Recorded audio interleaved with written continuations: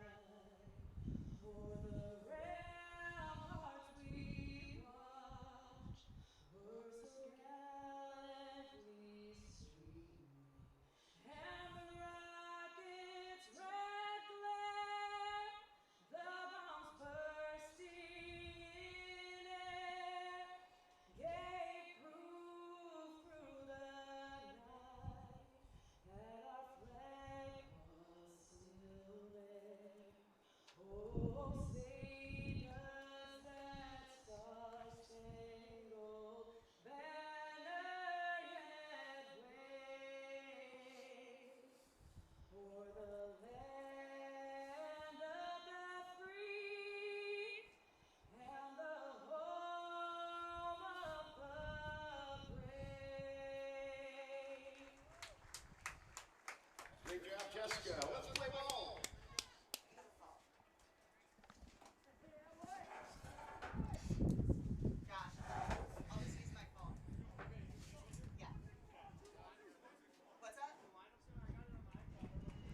Drake Soderlin on the mound for the Smitties here as he pitched last night against Redfield. He makes the start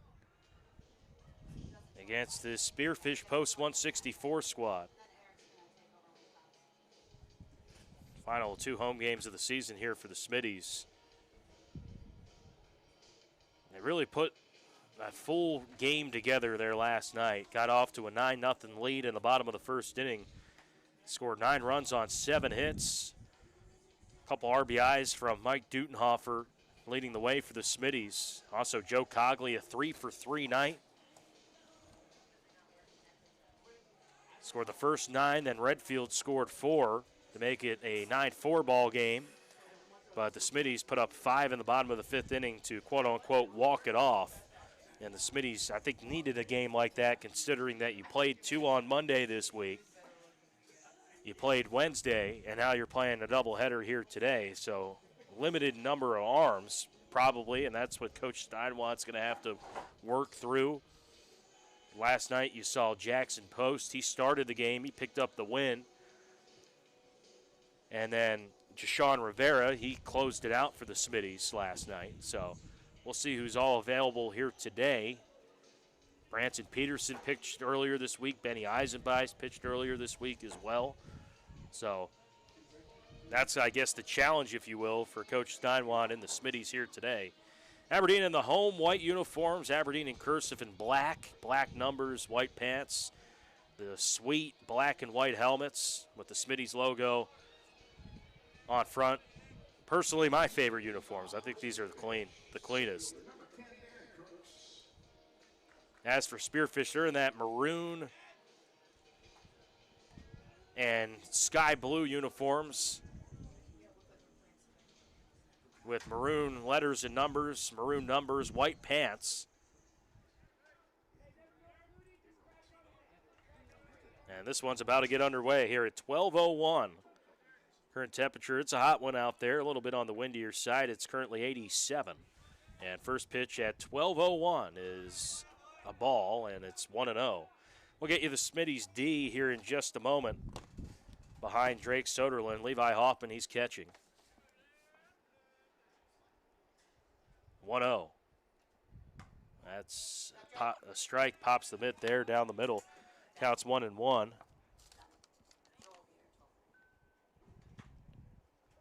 Easton Clute, he's at the hot corner at third. At short, Jack Post, second Cogley. And Dutenhofer at first base as the 1-1 is taken inside and for a strike. 1 ball and 2 strikes. The outfield, JL, he's in center.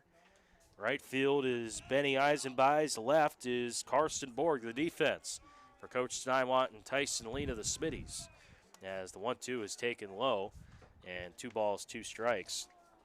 An imperative here, I think, for the Smitties today to get off to a good start. They played with a lead there yesterday and kind of settles things down as the game moves along. It's a little bit different when you're coming from behind. 2-2 pitch on the way from Soderlund is fouled back there by Crooks. It's Crooks, Weissman. That's 1, 2, 3 in the order here for Spearfish Post 164. But really the key for the Smitties' success this year has been, obviously they're a great hitting ball club, but it's how they pitch and how they field is the big key for them. 2-2 is low and in. Count runs 3-2. Can you avoid the big inning as well, which they did last night? Counts full at 3-2.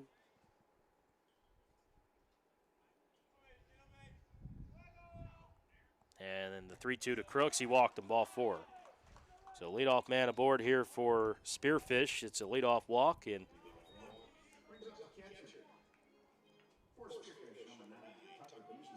so here's Wiesman. He digs in. Tucker Wiesman, who is having himself a nice year. 4th in average at 277, 18 hits, 17 singles, 3 RBIs, 10 walks. Hasn't struck out much, hasn't gotten many plate appearances. He bunts it right back to the mound. Soderlund throws it over to first, and they get him. However, Crooks moves into scoring position there at second. And that'll bring up Walker Wiesman. 1-3 on the putout there. And here's Walker. Shortstop batting from the left side. Clute in at third. And the pitch is low and away. Drake's kind of got that three-quarters release. He threw a couple really nice pitches off speed to freeze batters last night. Working from the stretch, set at the belt, the pitch. That's hit and just fouled right in front of home plate. Counts 1 ball, 1 strike. Spearfish coming in at 13-18 on the year. As mentioned, they split against Watertown last night, 8-6 win on game 1, and then they fell 10-0. They wrap up the season at home against Post 22 Hard Hats on Saturday. 1-1. That's low and away.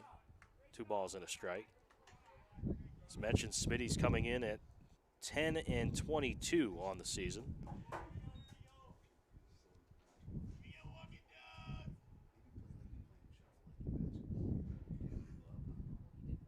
2-1. Swing and a miss. He got him with a high heater there. And the count's 2-2. Pitch above the hands. Not much you can do as a batter on that one. Post, he's holding the runner there at second. Crooks, he led off the game with a walk, and then the bunt moved him to second. 2-2 coming up. And the pitch. Popped up, foul out of play left side. We'll do it here again at 2-2. 326 down the right field line, 380 left center, 367 to right center, 324 down the left field line, the dimensions here at Fossum Field.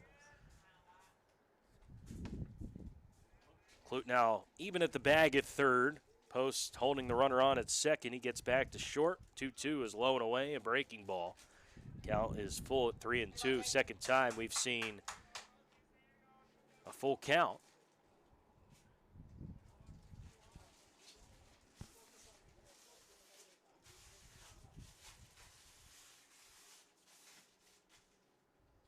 Three-two.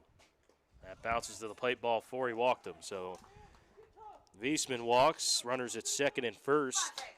And 1 out. And here's Tucker Olson to dig in, the first baseman.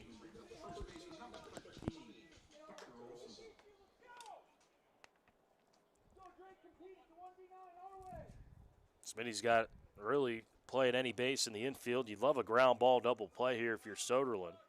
But if you're Spearfish, trying to draw first blood. Got second and first and 1 out pitch.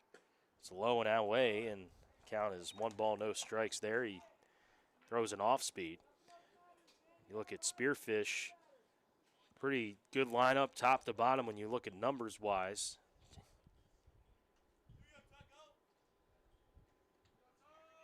A big hole on the right side because Cogley's holding. And there's a strike there from Soderlund.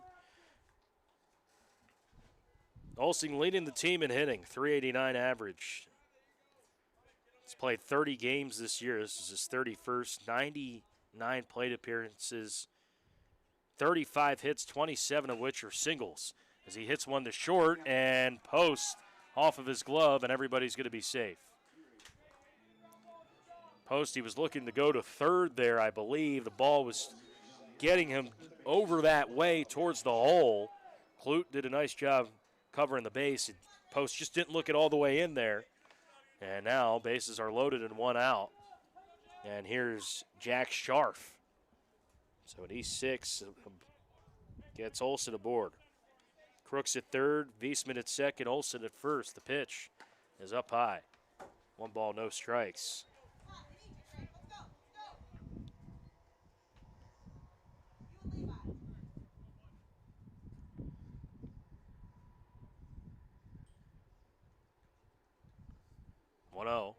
That's in there for a strike. Good pitch. 1 ball and 1 strike here.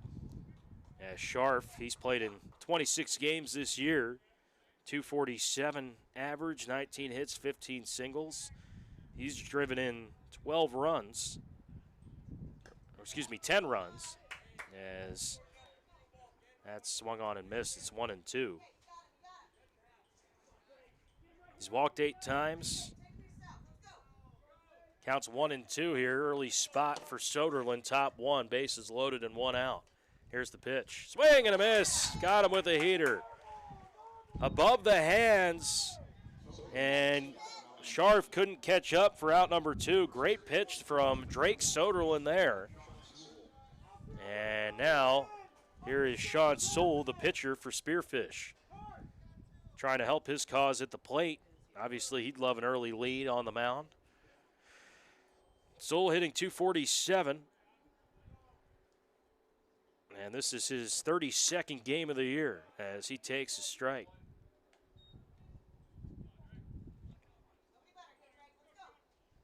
Looks like the only Spearfish post 164 player to play in every single game, 1-0. That hits him on the arm, and that's a walk. And a run's going to come in. Crooks is going to score from third, Baseman over to third from second, and Olson over from first to second. And Spearfish draws first blood on the hit by pitch.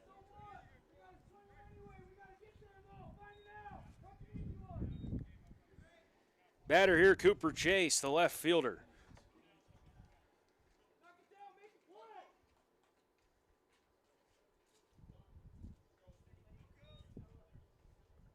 Chase making his 23rd appearance this season. First pitch is up high, 1-0. Spearfish up early here. Before the Watertown game there last night, they played last Wednesday against Brandon Valley, post 131, and they were swept in that doubleheader 10-0 in game one and lost a close one 4-2 in game two, as the count's 1-1 here to Cooper Chase. Before that, they played Yankton post 12 on the road. They won one and lost one against them, 4-3 and 3-4. That was on Tuesday the 7th, as that one is fouled back. And then before that, they played the post 320 All-Stars 18U. They lost those games of the doubleheader, 4-3 and 8-1. So that's been their July. A couple ups, a couple downs. In the month of July, they've won twice. Played a lot of close games, though, as that one's high. 2 balls, 2 strikes here to Chase.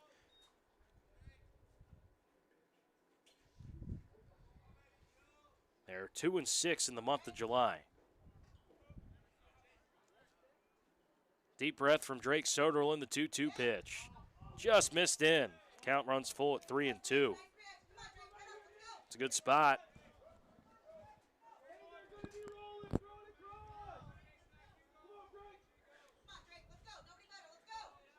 Top one, Soderlin, deep breath, and the pitch.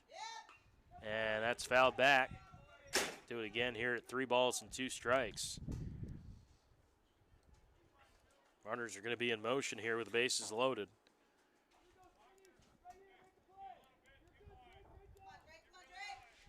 Carson Borg a little bit more towards the line and left.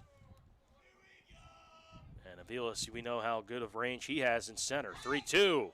Just missed. That was a good spot there by Soderlin. Just maybe a bit high outside, possibly. Well, that's a full count walk. That's the third of the inning, or excuse me, the second of the inning. And it's a 2-0 lead for Spearfish. So Walker Viesman scores. Olson over to third. Sam Soule, he's at second, and Chase draws the walk at first. And now here's Jackson Peters Hatton as Tyson Lee coming out to talk to his right-hander.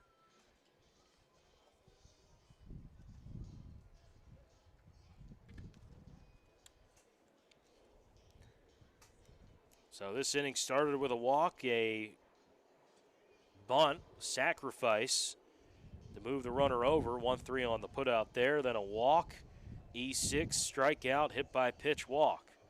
That's been this inning. This is the 8th batter of the inning. It's the right fielder, Jackson Peters Hatton. And Soderlin here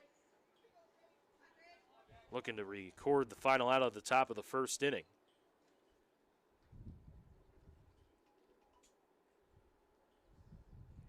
This is the first pitch up high for ball 1. Counts 1 ball, no strikes here to the batter, Peters Hatton. Soderlin, this is pitch number 32 coming up. And the pitch, that's fouled right over the dugout right side. And the count is 1 ball, 1 strike.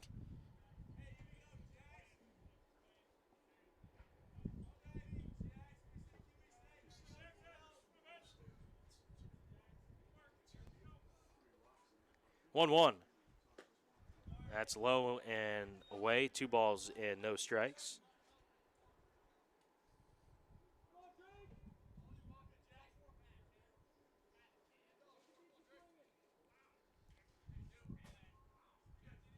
Two one.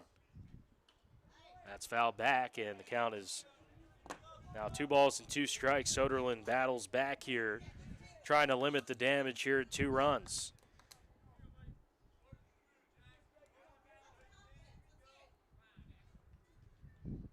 Deep breath here from Drake, the pitch.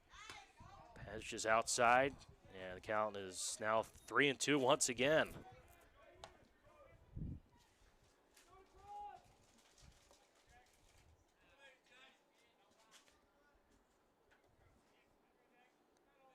Three-two. Foul, drifting, Hoffman ranging, and makes the catch. What a play there by Levi Hoffman. Gets out of the crouch and running catch near the fence by the right side, and side is retired, and Soderlund gets out of it, limits the damage. For Spearfish, they get 2 runs, no hits. They leave them loaded, 1 error in the field, and after a half inning, Post 164 leads 2-0. Smittys due up next here on the Aberdeen Smittys Media Network.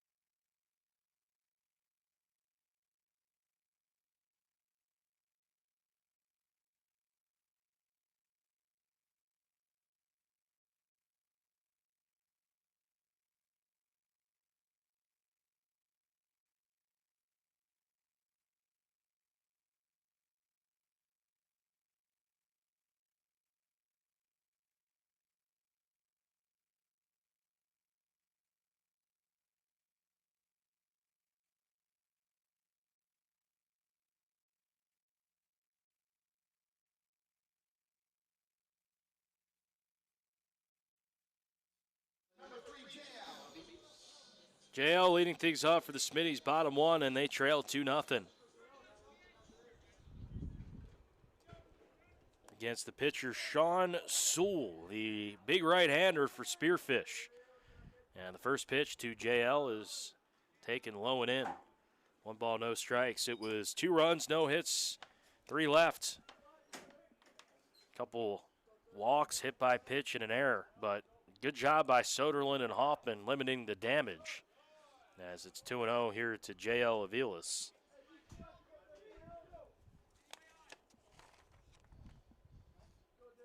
Who had a hit last night, 2 runs scored, 2-0. That's in there for strike 1, 2-1.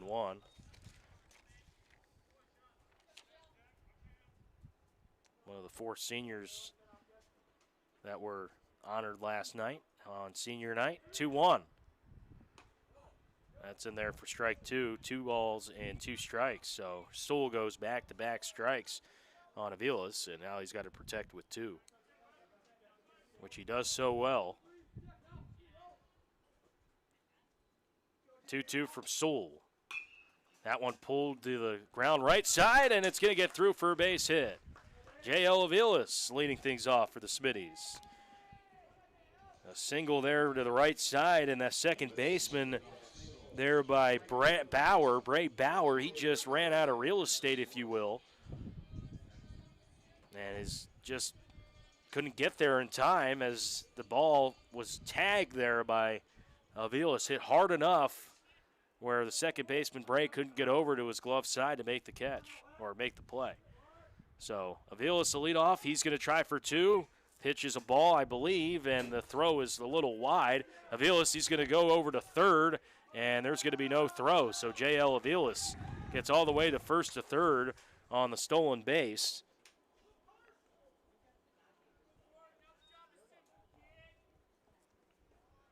It's also going to be an error on Spearfish.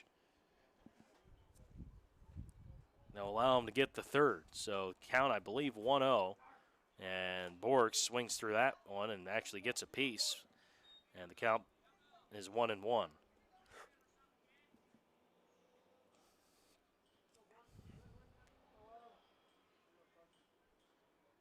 It's actually 0-2.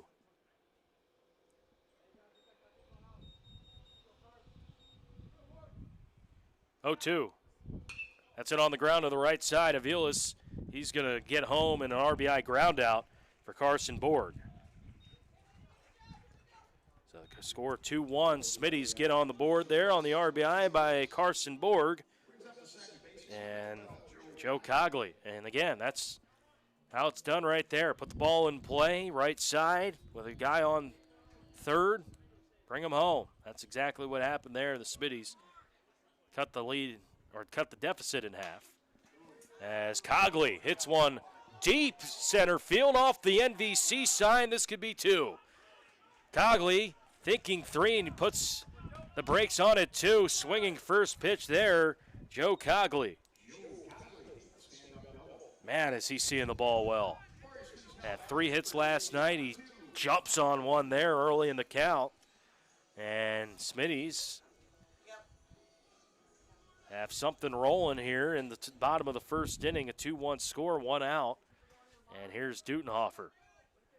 Smittys last night, as mentioned, 9 runs in the bottom of the first inning. And the pitch home is fouled back. Count is 0-1 here to Dute. Bryce Anglin Award winner last night. And talked about it earlier today on the Sports Hub, but just impacting this team in different ways. Obviously hurt his arm pitching this year, 0-1.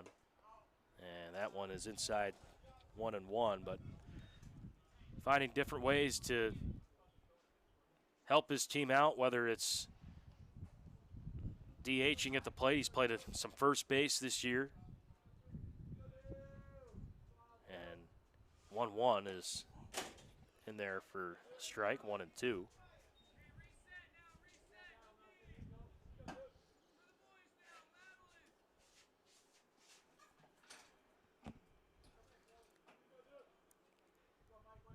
Big hole on the right side of the infield here, 1-2. Runner holding on. Pitch is driven into right field, right at the right fielder on a line, and caught by Jackson Peters Hatton for the out.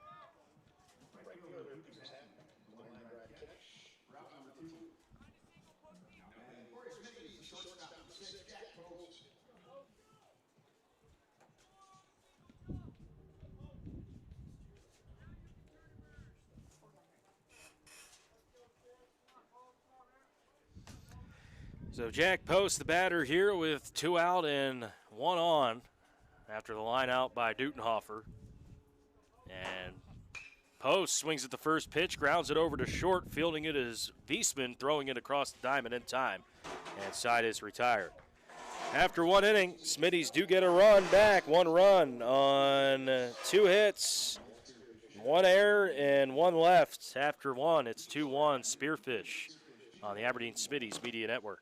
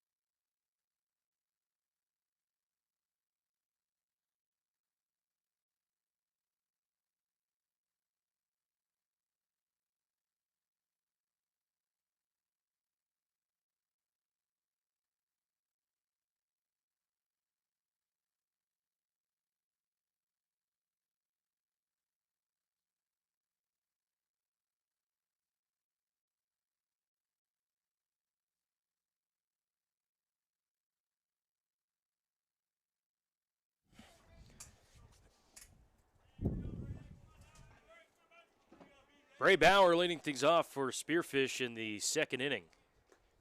Swing and a miss there. The count is 0-1. Soderlund, his second inning of work, he had to work for it last inning. Threw over 30 pitches. But limited the damage. They were able to get one back on the RBI ground out from Carson Borg. As Bray swings through that, it's quickly 0-2. And if you're Drake Soderlund and the Smitties, would love a quick inning here with how they've swung the bat here as of late. Want to keep those bats red hot. 0-2 coming up. Here it is. That's inside on a breaking ball. Count is 1-2.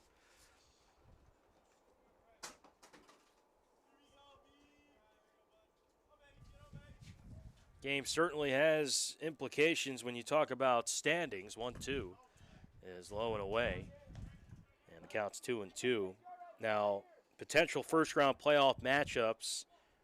We'll get to that here in just a bit. Smitty's right now sitting in that 14 spot, and they would be at number 3 Brandon Valley as of right now, as the count is 3 balls and 2 strikes.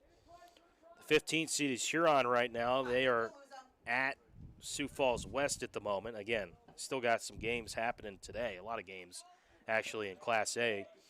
You have a doubleheader between Brookings and Brandon Valley today. Sioux Falls West versus Post 320. Sioux Falls East at Post 22. Yankton at Renner.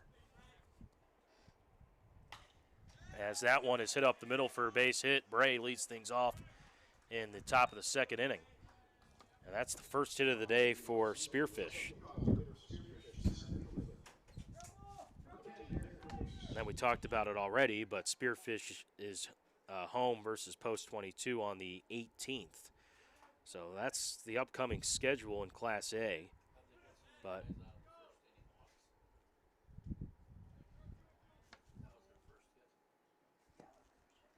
that one's hit on the ground. A second, could be 2. Cogley flips it to Post for 1, throws it to Dutenhofer and off his glove, and he's safe. I believe he was going to beat that out, but they do get the lead runner. And they get the 4-6 fielder's choice there, and Crooks aboard at first. And that'll bring up here Tucker Wiesman,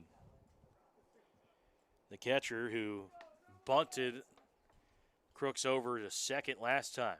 First pitch is high. Count is 1 ball, no strikes. See Clute there, he's on the infield grass. We talk about this all the time, but who's got what on a bunt situation? With Dutenhofer holding, the pitcher's going to have to get off the mound. 1-0. That's in there for a strike. 1 ball, 1 strike. It means Soderlund, right side of the infield, he's going to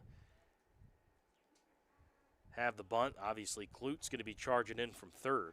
As a quick throw over to first, and if the throw might have been on, it could have been a closer play. It was a little behind Dutenhofer, and diving in is Crooks.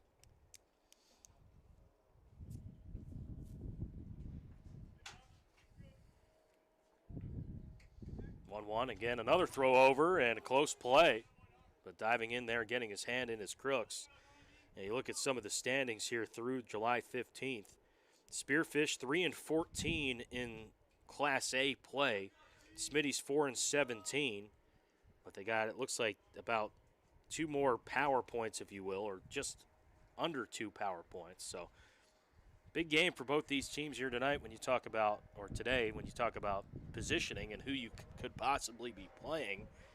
I mean, obviously, they're not going to catch Sioux Falls East, but it could be the difference between 14th and 13th.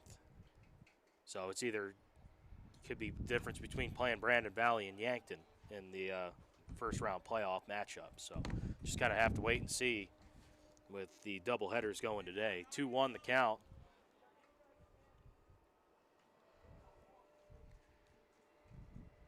Big deep breath from Soderlund. Runner goes. It's hit up to the left side. Going to be a tough play for Post. He's going to have really no play at all. And everybody's going to be safe with the infield hit. They had the runner in motion, so he couldn't go 2. And by the time he got the ball deep in the hole, Wiesman was already at first. So here's Walker Wiesman, who walked and scored his first time. Runners at second and first and one out. And the pitch. That's hit opposite way. Borg is there, makes the catch for out number 2. And that'll bring up here Tucker Olson.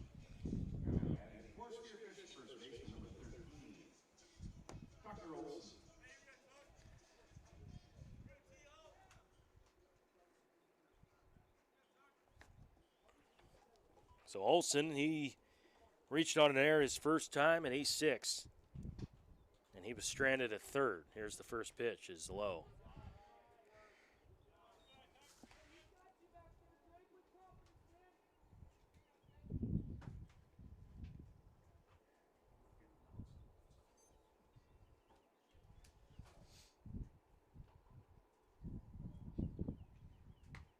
Is taken up high for a ball.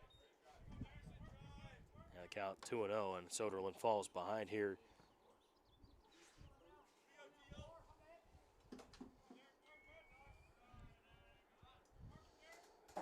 Cogley holding the runner at second. Crooks dancing back and forth. 2-0. That's hit high, deep. Borg, it's going to be over his head. This is going to be extra bases. 1 run coming in. That's Crooks over to third. There is the courtesy runner, Luke Poling. He was in for the catcher. He's at third, and in at second with an RBI double is Walker Wiesman.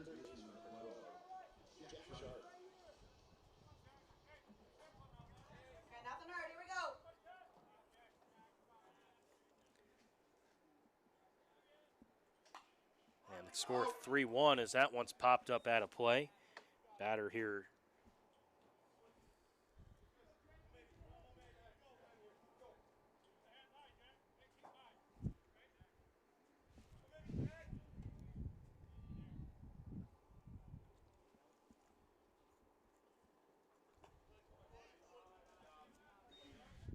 That was 1 ball, 1 strike. Excuse me, that was Olson with the double.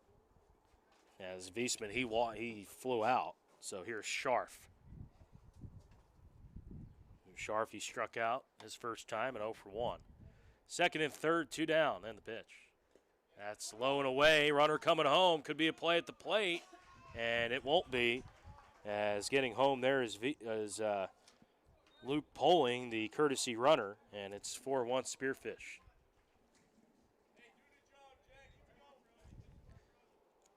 Runner over to third there, Olson. Come on, Trey. Let's go.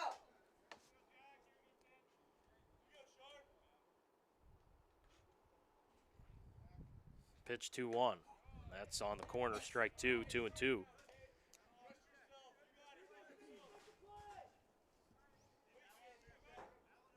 So 4 early here for Spearfish. 2 in the first, 2 in the second, 2-2 here. Swing and a miss, he struck him out. Second time he gets Scharf down on strikes. And side is retired. However, for Spearfish, 2 runs on 3 hits, no errors, and 1 left. After 1.5, Spearfish posts 164 for Aberdeen Smittys 1.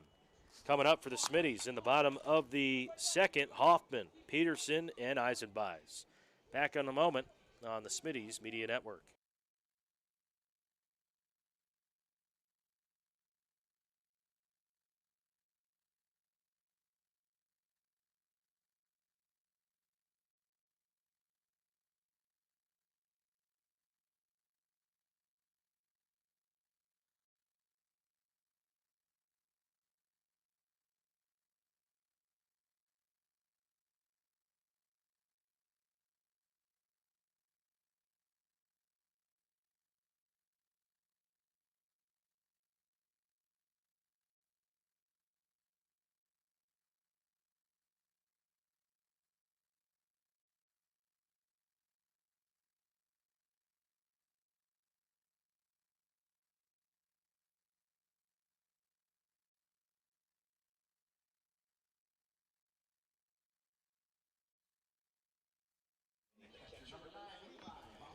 Smitty's baseball all summer long brought to you in part by Ladner Electric, Core Trust Bank, Agtegra, Thatsa, Insurance Plus, Dutenhofer Construction, Street Corner Urban Market, home of the best gas deal in Aberdeen.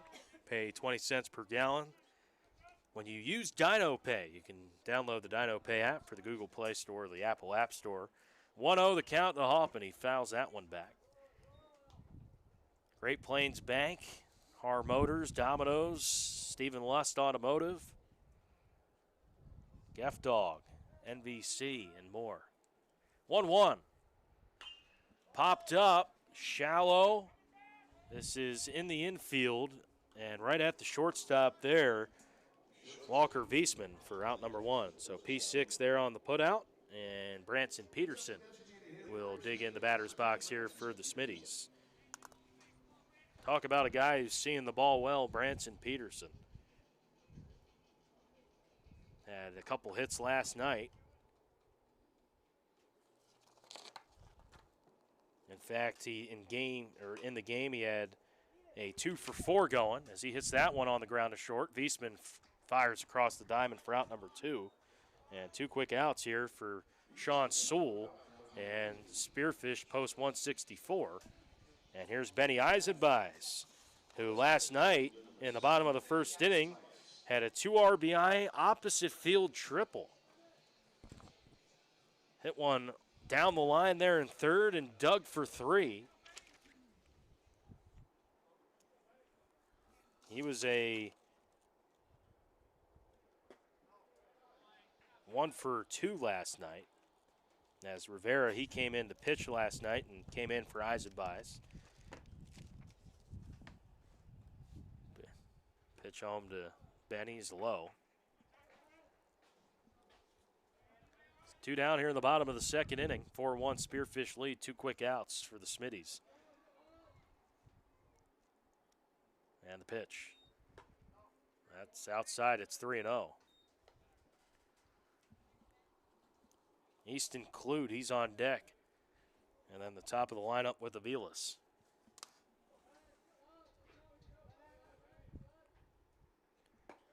.3-0, that's in there for a strike. 3-1. Looking at Sewell this year, he's been a workhorse on the mound. 41 innings coming into today. 3-1. That's popped up, left side. It's going to be a long run for Viesman, and he gets called off by the left fielder, Cooper Chase. And side is retired in the second inning for the Smitties. They go down 1-2-3. No runs, no hits, no errors, none left after 2. It's Spearfish leading 4-1 on the Smitties Media Network. We're back for the third at Fossum Field, and due up for Spearfish coming up in the inning is Sewell, Chase, and Peters Hatton.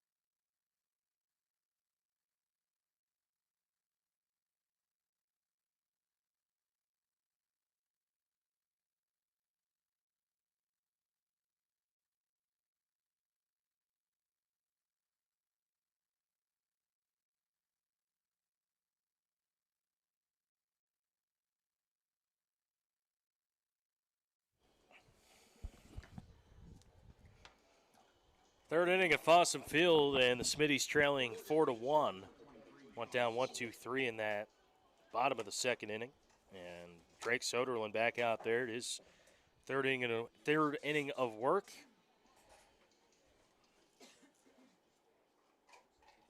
Two in the first, 2 in the second for Spearfish. 1 in the first, none in the second there for the Smitties. As the batter is Sewell, and he's way out in front of a breaking ball. Counts 0-1.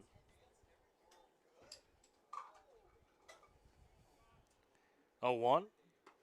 That's up high for ball one, and it's 1-1. To this point, Soderlund, he has pitched 2 innings, 2 runs, a couple walks, and a couple strikeouts. Right now, he's thrown 59 pitches. 2 innings, 3 hits, 4 runs, 2 earned, 3 walks, and 2 strikeouts is his line right now. 3-1 the count here to Sewell, who was hit by a pitch last time, back in the first inning. 3-1. That is tagged, drifting, and foul ball down the left field line. Counts 3-2.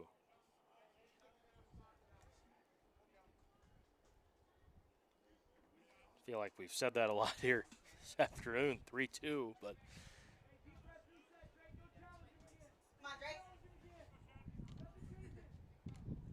see what Soderlund goes here with. Counts full. Battled back in the pitch. That's high. We walked him.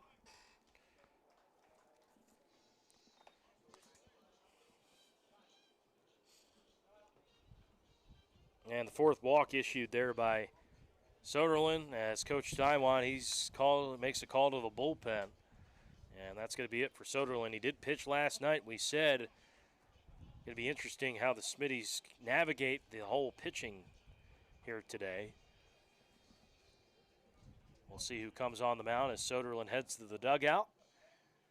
It's the 3rd inning with a runner at first, 4-1. And we'll tell you who the new pitcher is up next here on the Smitties Media Network.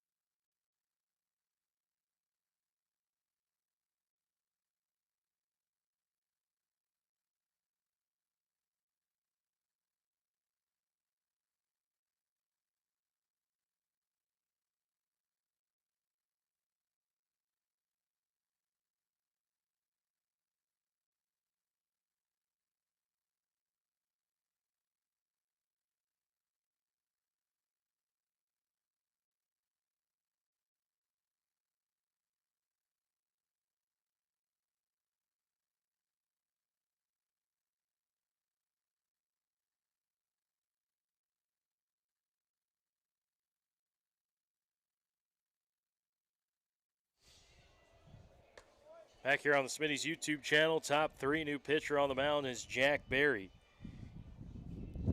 He relieves Soderlund. Can't officially close the line on him. He's responsible for that runner on first base. But to this point, 2 innings, 3 hits, 4 runs, 2 earned, 4 walks, and 2 strikeouts. And here's Jack Berry. Got a relief.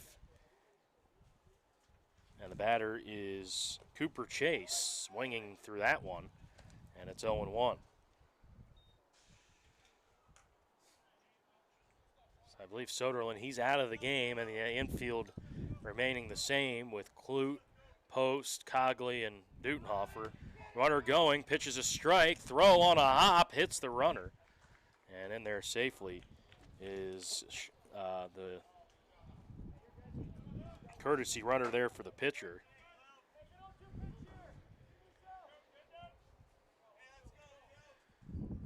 So he moves into scoring position, but Berry ahead 0-2.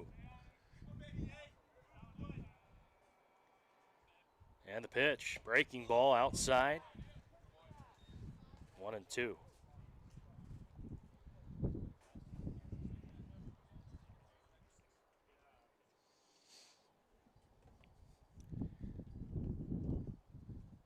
1-2. Swing and a miss. He gets him with a heater. Chase was way late there, and a great pitch up and out of the zone by Jack Berry for out number 1. Great pitch. Went outside and low with that breaking off speed, and then changed the eye level and the heater up and out of the zone. And the out, third time that Smitty's pitchers have struck out Smitty's, as squaring a bunt there. Right back to the mound is Peters Hatton, and Barry fields it, throws it on to first for the second out. As that was a sac bunt there to move the runner over to third, so Peters Hatton does his job.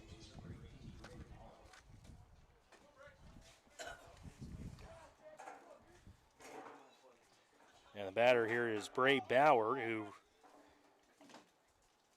singled his last time up. Runner at third, and Barry gets him to pull one over and post. A long throw over to first, threw it away, and that's going to be a run scored. Run comes in to make it 5-1, and Bauer gets the second. I believe that's going to be an infield hit. And then an E6 on the throw, allowing him to get over to second. But Clute, he tried to cut it off on the infield grass, just missed it, went underneath his glove, and it's going to be a tough play for Post.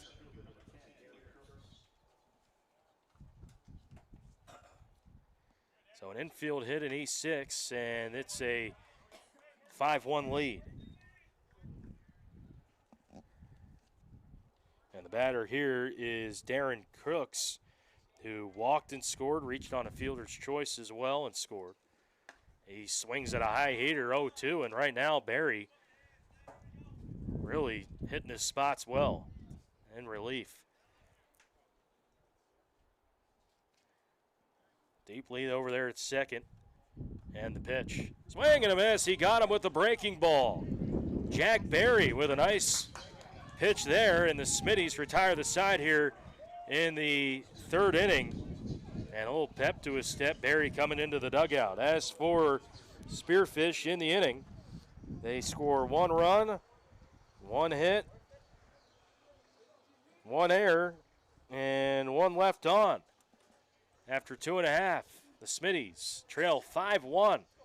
And on deck here and coming up for the Smitties is Clute, Aviles, and Borg.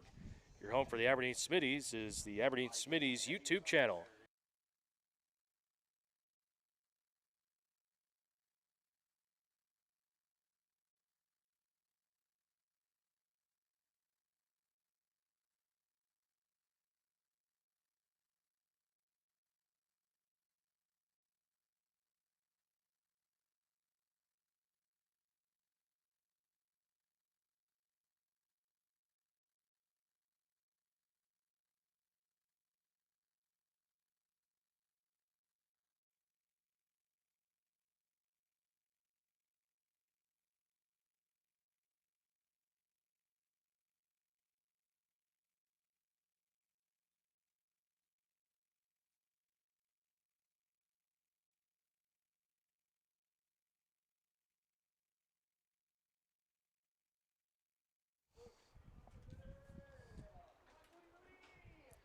First pitch to the batter, Easton Clute, is taken low and inside a ball.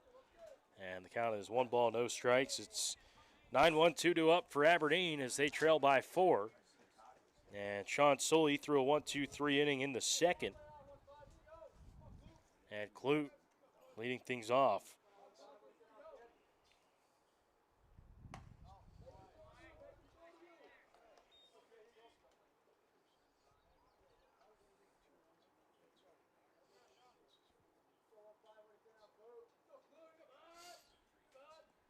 (2-0).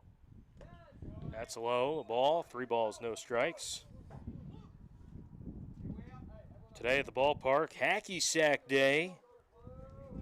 Fans bringing their hacky sacks. And could see some of that going on between innings. As the count is 3 balls and a strike. Also, tonight is Smitty's Give Back Tumbleweed Market on 14 3rd Avenue Southwest. Smitty's moms, friends, and family Stop into Tumbleweed Market to prep all your baseball accessories for state. A percentage of proceeds will be given back to a charity, and they will vote at the event. As Clute leads things off with a walk.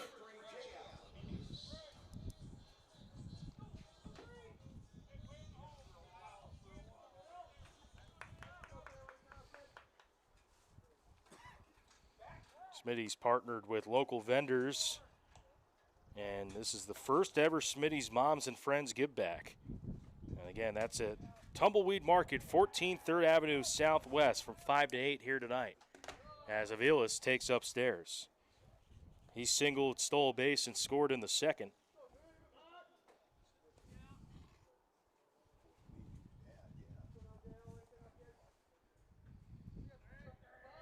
One 0. It's taken up high, and the count is 2 balls and 1 strike. But going back to the hacky sack day, that's something I just never could get down. Like I'd always try growing up, and I just never was able to be good at that. Had a couple cousins that were really good at it. My coordination isn't good enough. It's probably why I didn't play much soccer growing up. 3-0.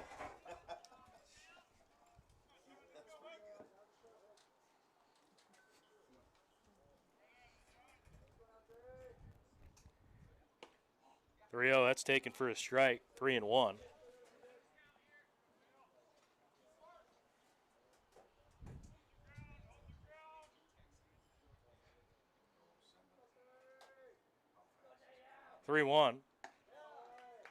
Taken up high, ball 4.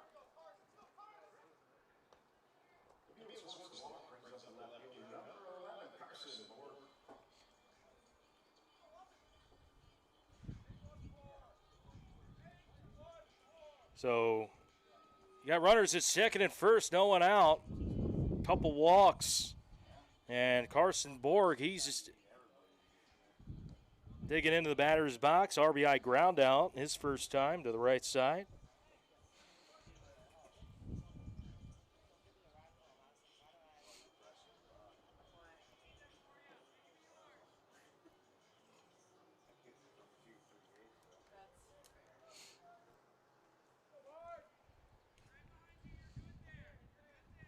Second and first, no one out.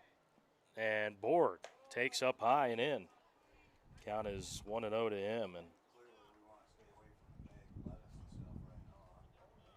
somebody who's just been dialed into that 2 spot all season long. Not a big lead off second. Clute, the pitch. That's inside. And the count's 2-0. And Sewell, after a 1-2-3 second, struggling to find the zone a little bit here.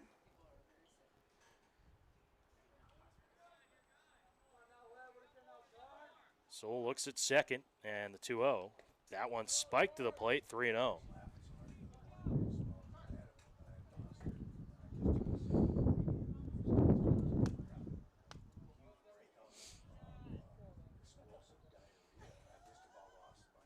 But going back to Sewell, he's led the team in innings as he walks Borg for 3rd straight walk of the inning. Smitty's got no one out, and the base is loaded. And maybe the hottest hitter in the lineup, Joe Cogley, coming up. Double last time. He jumped on a first pitch strike in the gap in left center. He went 3 for 3 last night. Let's go, Joe Cool. And the Smitty's trailing by 4. This is a big spot here early in this one. Pay for the free bases.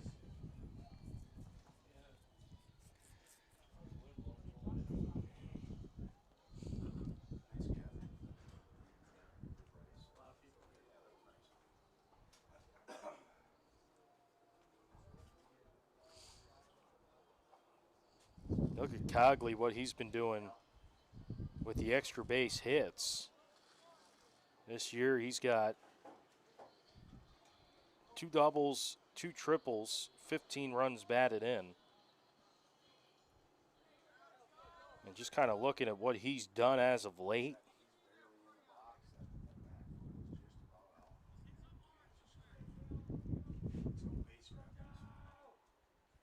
First pitch to Cogley, taking all the way at the knees for a strike. 0-1, but see what he did there last night, 3 for 3. He was also had 3 hits in the game against Renner in game 2. So he's had 6 singles the last 2 games.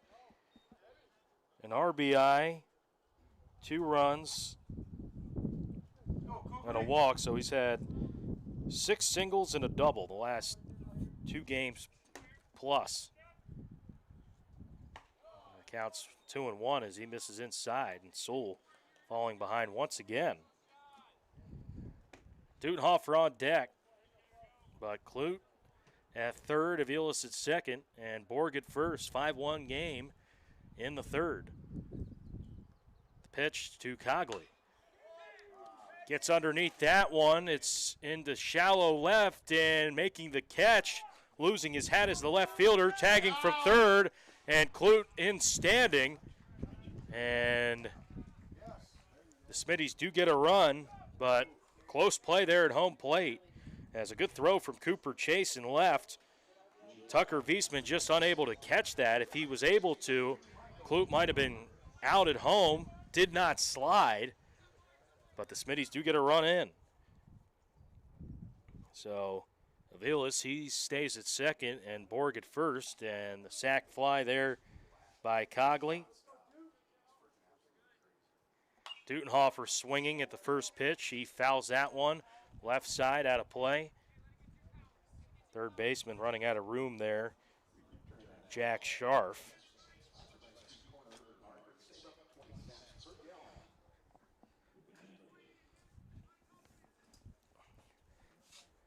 Dutenhofer a line out to right, his first time.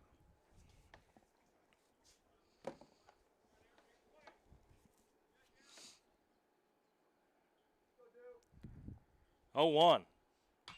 That's hit high fly ball. Center field. Going back is Darren Crooks. He makes the catch. Hits the cutoff man for out number 2. Dutenhofer just missed that one. And that'll bring up Post here.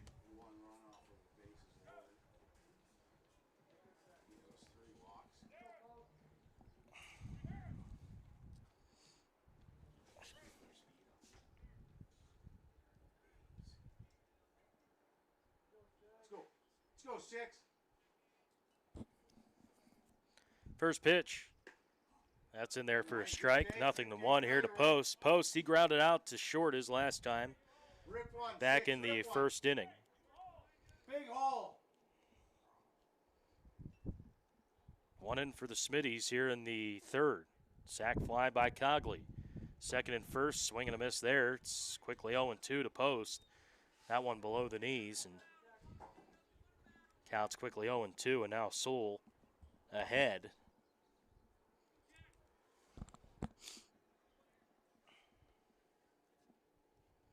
The 0-2.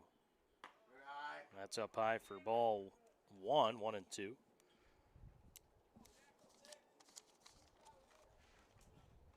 Post had a sacrifice fly last night in the first. Had a walk and a pop-up. 1-2 pitch. Low, 2-2. So he doesn't chase.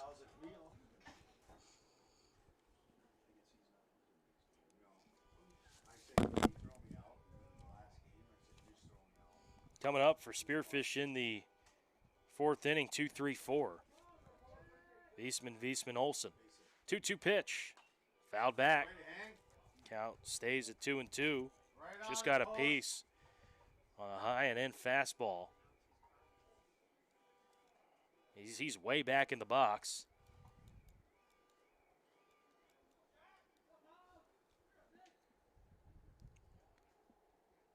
So a long look home. If I'm Post, I'd call time here. 2-2. That's a high chopper, hit the third. Fielding it, throwing it on to first in time for out number 3. Nice play over there at the hot corner, Jack Scharf. And side is retired. The Smitties do get a run. 1 run on the sac fly there by Joe Cogley, 1 run, no hits, no errors, and 2 left on base. 3 completed Fossum in game 1 of the double dip. And it's a 5-2 lead for Spearfish Post 164 on the Smittys YouTube.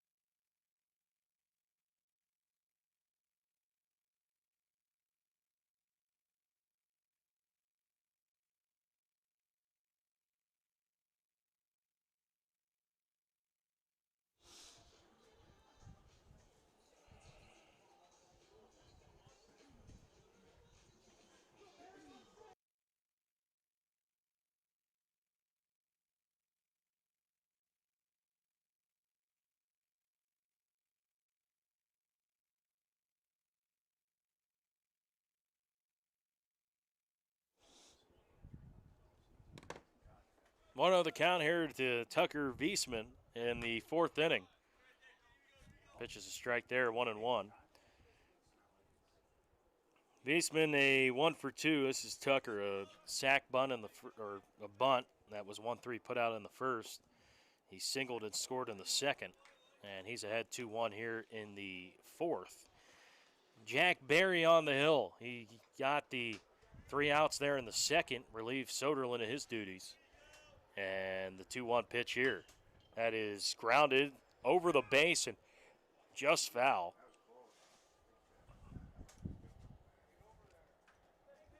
Count is 2 balls and 2 strikes. So you can officially close the book there on Soderlin. He was responsible for that runner at first last inning. And Barry got out of it, 2-2. That is hit on the ground to first. Dutenhofer flips it over to his first and behind Cogley. And everybody's going to be safe. It's going to be just a miscue there. It's going to be an infield hit, though, for Viesman.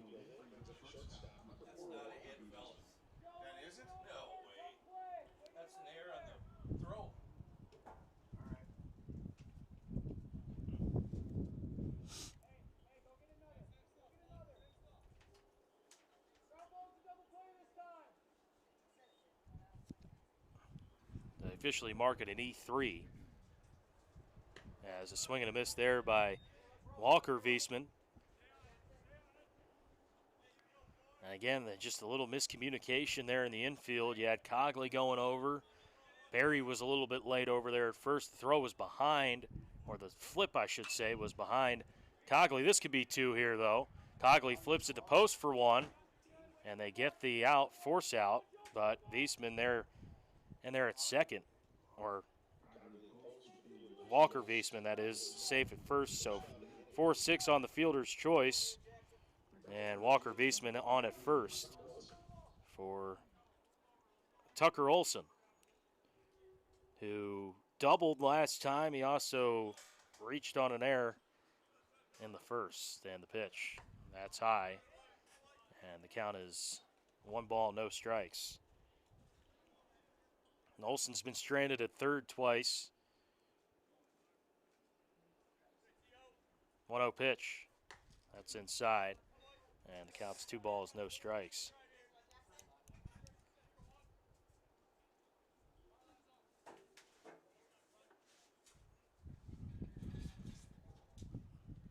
2-0. That's in there for a strike. Clips the upper part of the zone, 2-1. Soderlund, 2 innings, three hits, 5 runs, 2 earned, 4 walks, 2 strikeouts. Barry, to this point, an inning and a third, 1 hit, and 2 strikeouts. 3-1 to Tucker Olson.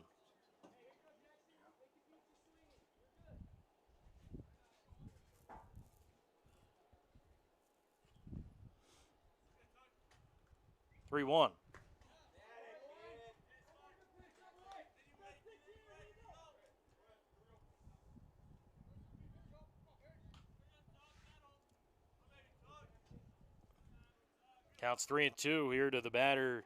Tucker Olson just gets a piece there. Runner was going. And the count will remain 3 balls, 2 strikes.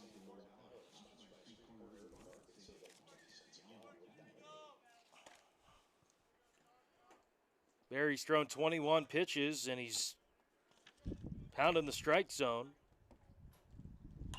16 are strikes as Hoffman, or Barry, throws that one to Hoffman and found that out of play. Olson. So we'll do it again at 3-2.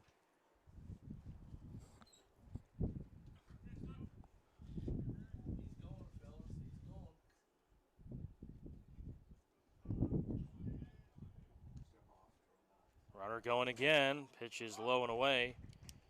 Ball 4, so he walked him. The runner's at second and first.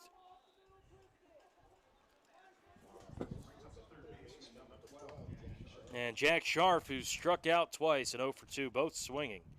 He digs in here with 1 out and second and first. If you're just joining us, Spearfish leading by 3. It's 5-2. And the pitch is in there for a strike 1. 0-1. Dutenhofer's on the infield grass at first, and closer to the bag, clued at third. He's about even with the base. Counts 1-1. Borg there more towards the line and left. Villilas, he's shaded to left center. And Eisenbei's in his regular spot there and right, not really shifted at all. As late on that one, it's 1-2.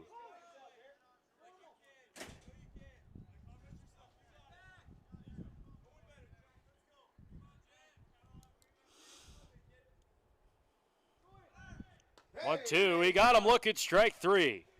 Runners do advance a stolen base.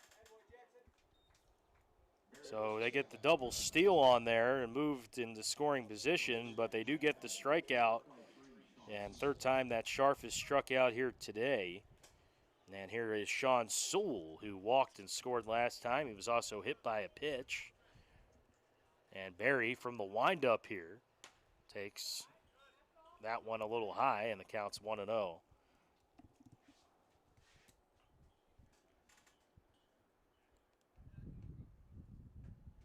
1-0 pitch.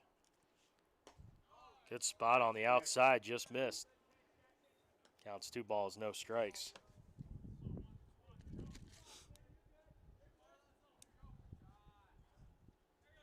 Two-0. That's golfed. Deep left field. Borg going back, and a foul ball. Just missed. So long and a loud strike, if you will.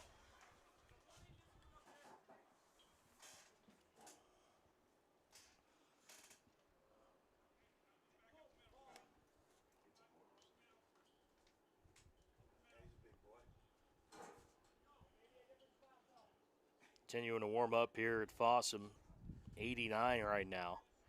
Looks like we'll have a high near 96 today. 2-1.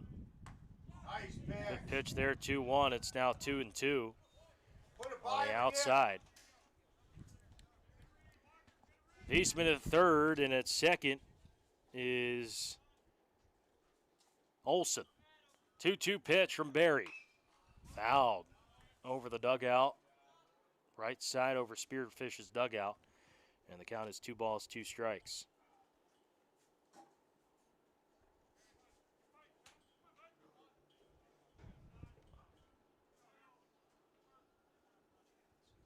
2-2. Swing and a miss. He got him with a breaking ball. Back-to-back strikeouts by Jack Berry. Works out of a little jam there with second and third, and Sign is retired. Posts a 0 for the first time here today for the Smitties. For Spearfish, no runs, no hits, 1 error and 2 left. Let's go to the bottom of the fourth at Fossum Field. It's 5-2. Spearfish post 164 on the Aberdeen Smitties YouTube channel.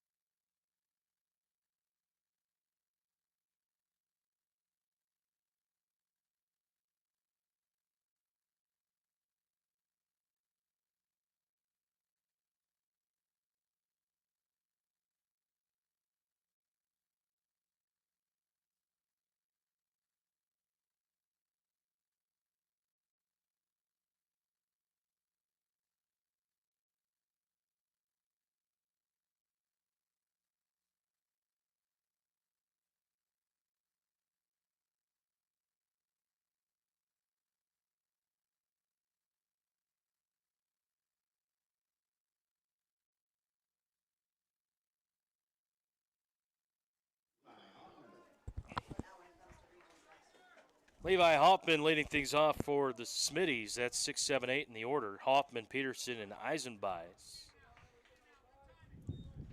In the bottom of the fourth, Smitties got one back in the third on the sac fly by Joe Cogley. Hoffman takes outside. 1 ball, 1 strike. Hoffman a pop out to short his first time.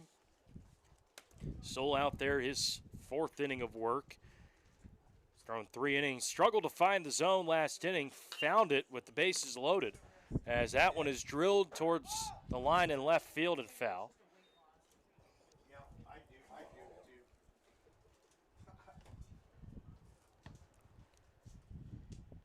Hoffman had a bloop single to right field last night.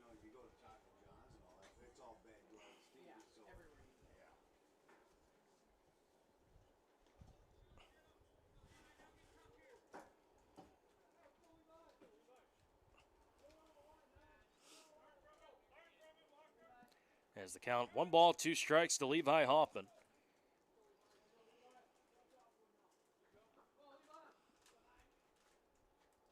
And the pitch. That's low and away. 2 balls, 2 strikes. More Smitty sponsors this summer. Domino's, Thatsa, Agtegra.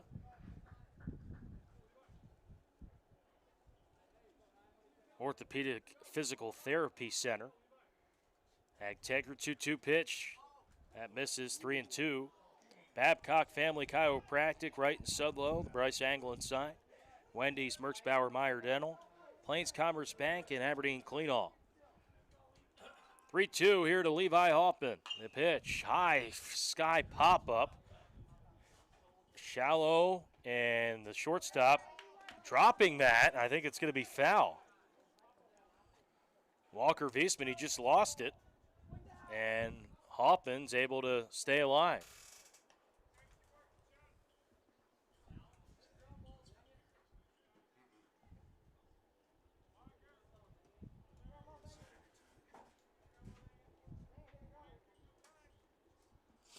So 3 balls, 2 strikes.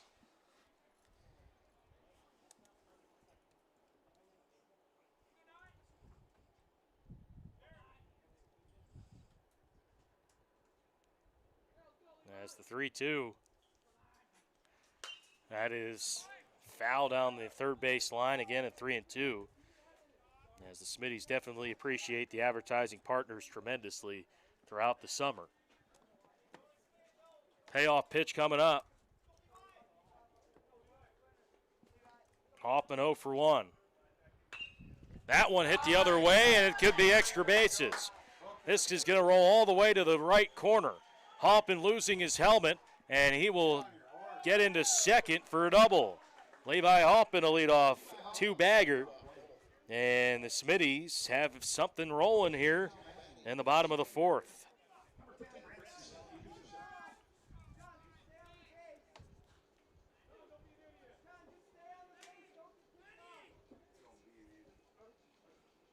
Levi Hoffman leading things off, and Branson Peterson will dig in.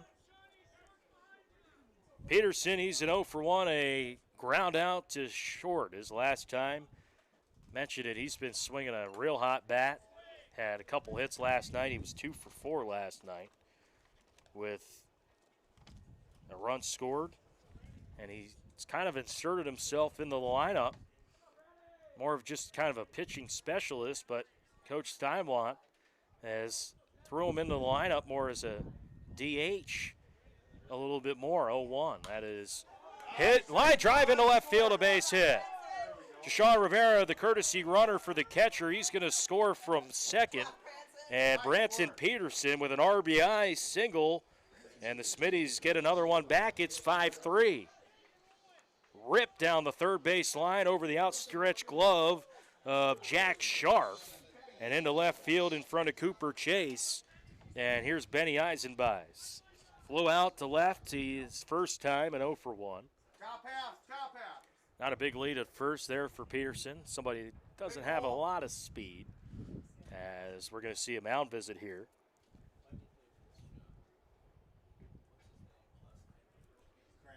No, it looks like a cramp, excuse me. The left fielder, Chase, he's in some pain out there and left. Right behind his, it's going to be his left hamstring. And he's struggling out there and left. I saw the coach running out. I thought he was going to go to the mound. Instead, he's out there and left as the left fielder, Cooper Chase, is shaking up there and left. A cramp going on right now. I mean, I get it. You look at the temperatures right now at 117, 89. Feels a lot warmer than that. I mean, that heat advisory is still in full effect. Now let's see if he stays in the ball game or comes out.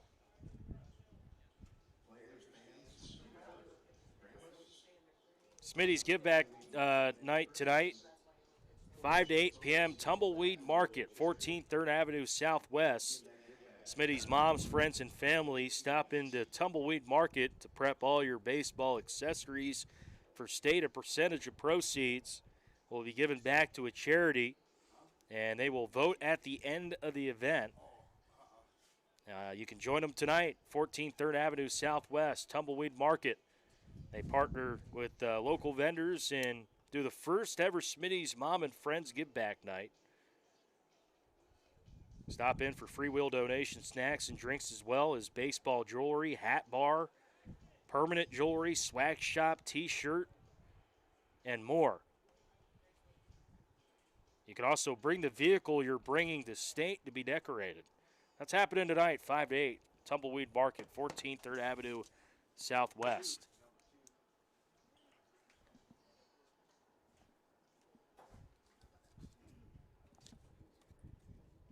We're going to see some substitutions here on the defense for Spearfish Post 164 as the cramping left fielder, Cooper Chase. I think he's coming out of the game. You got Jackson Peters Hatton. He was in right field. He moves to left. And we'll get you who's in right field in just a moment as Eisenbeis, he takes outside. And the count is 0-1. Or no, that was a strike. Matt Rohrbaugh called that a strike, 0-1. Peterson at first, the RBI single. And Sewell, that's set at the belt, fires a pitch home. That's high and outside. It counts 1 ball, 1 strike. Go, Benny. Pick one out.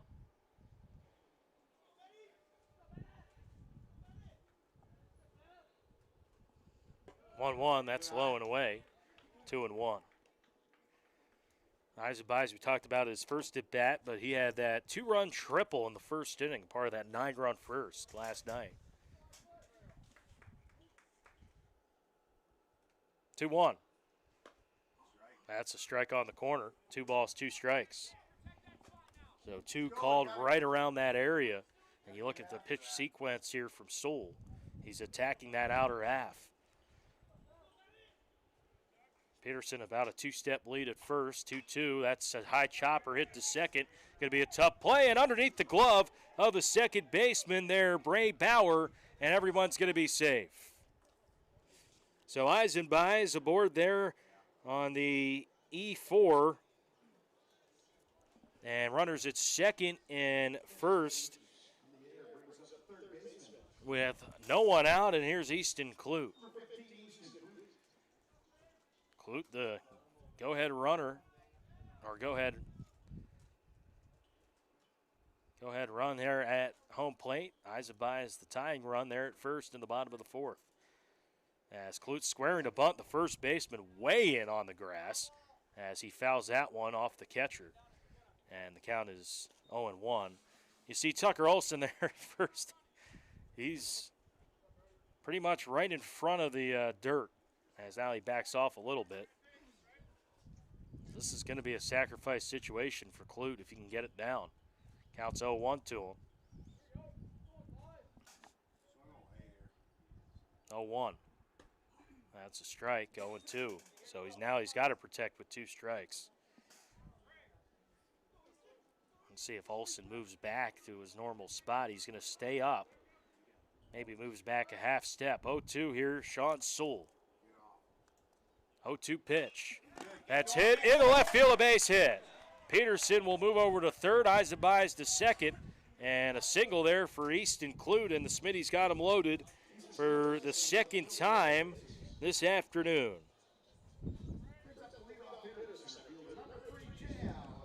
And here's JL.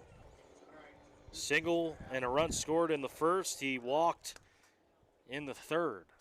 And he's coming up in a big spot for the Smitties, where they trail by 2, and Sewell working from the windup. And the pitch is high and outside a ball. Count is 1 ball, no strikes here to JL. Just joining us, Smitty's got 1 in the bottom of the first, 1 in the third, 1 in the fourth. Right now, 0-1-0, that's taken for a strike.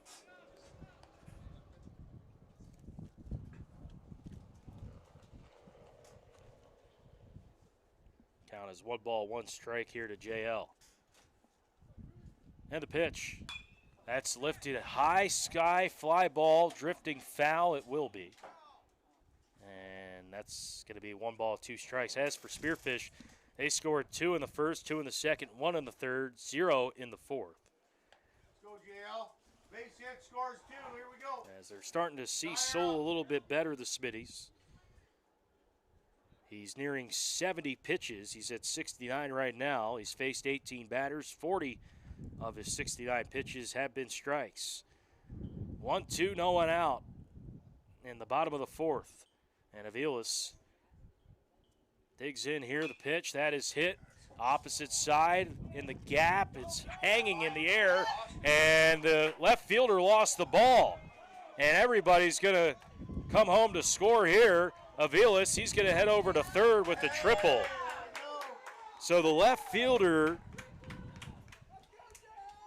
Jackson Peters Hatton, didn't see the ball. He was ranging towards the gap and left, and the ball was towards the Wendy side down the line, and everybody's safe. They were kind of moving on contact there with no one out just because it was misplayed there by the left fielder, Peters Hatton, and the Smitties have a lead at 6-5. So first lead of the game for the Smitties on a triple there by Aviles. Just did not see the ball. He was going the complete opposite direction. So Peterson scored, Eisenby scored, Clute scored, and the Smitties have a lead at 6-5 here in the 4th. Still no one out. And that hits Carson Borg there in the ankle. And he's aboard with the hit by pitch.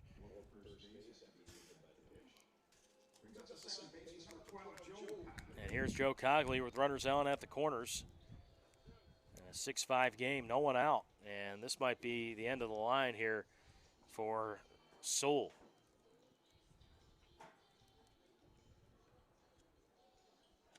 I believe that's what's going to happen. It's a 6-5 lead for the Smitties. They have 4 in the inning. They lead by a run.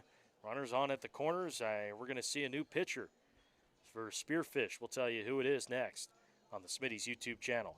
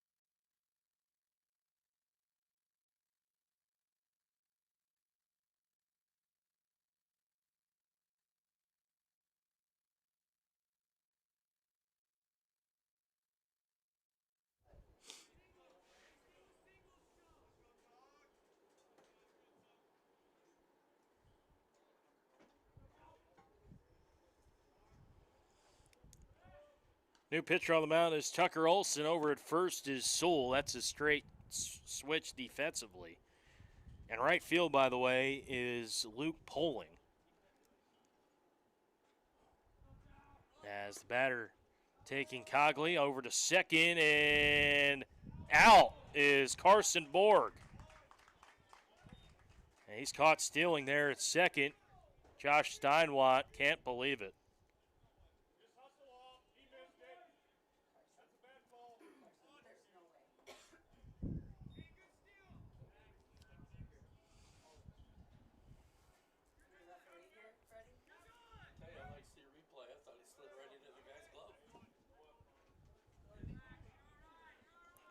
So Borg He looked out from here.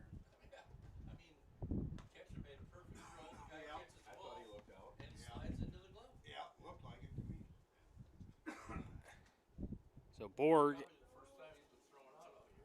Yeah, probably. 1-1. That's in there for a strike. The count is 1-2. So Cogley behind 1-2 in a 6-5 ball game and a runner at third. Yeah, that throw was 1-2. That's hit opposite way, and gonna be trouble. Gets by the diving glove of Poling. Aviles will score from third, and Cogley in at second base. Cogley in his second double.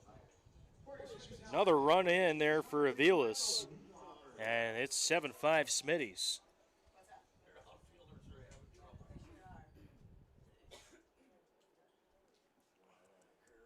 That guy didn't see that coming.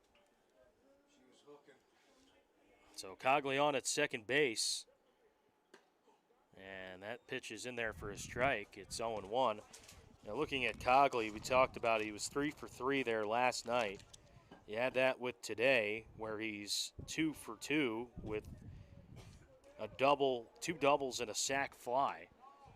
And that's his third RBI, or no, his second RBI today. Just red hot. Joe Cogley. Second. He's at second, and 1-1 here to Dutenhofer. That's in there for a strike. Counts 1 ball, 2 strikes to Mike.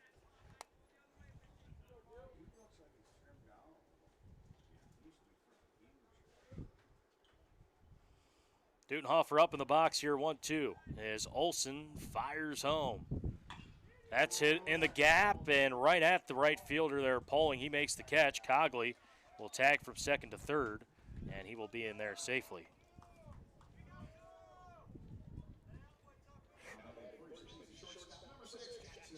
And here's Jack Post, a couple ground outs to the left side of the infield.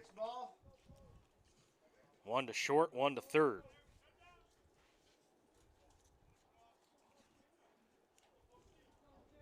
And he's got 1 out there to third. Cogley, the pitch, high and tight a ball. 1-0 to him.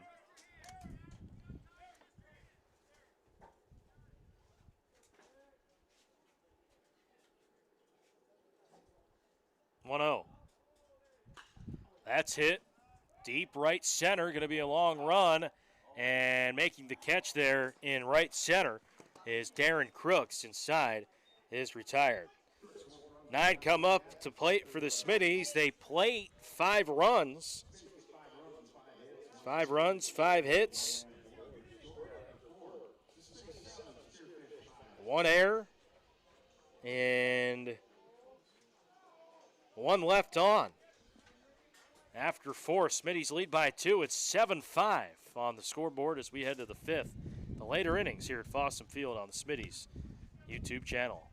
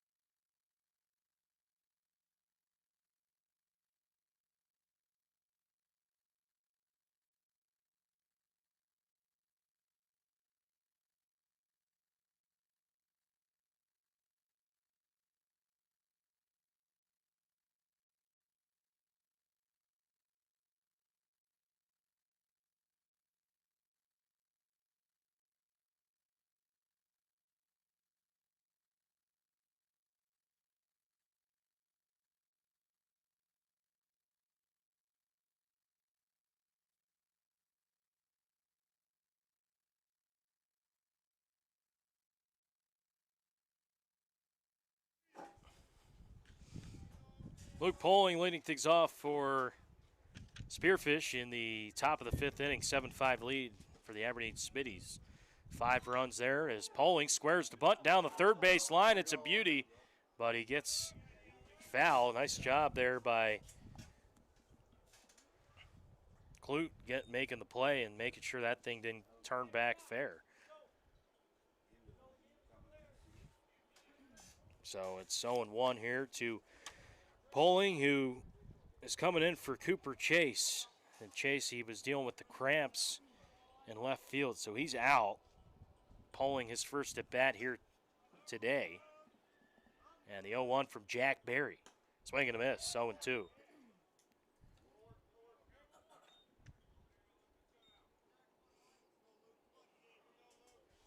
Berry relieves Soderlin in the 3rd inning. 0-1. 0-2. Swung and missed. He got him strike 3. So Poling down on strikes. That's 3 consecutive strikeouts for Jack Berry. And that'll bring up here the batter, Jackson Peters Hatton.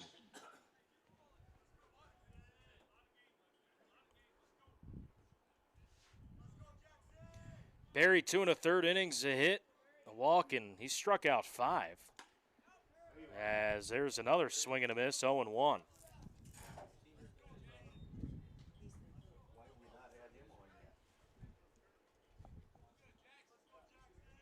Oh, 1. That's a little high. It's quickly 0-2. So since Barry's come in the third, he's struck out 5 batters, and he's allowed 1 hit. 1-1 pitch. That's on the corner, strike 2, 1-2. Catches the outside corner, and Barry dealing right now. He's ahead 1-2, works fast. The pitch doesn't come all the way down on a breaking ball, and the count's 2-2.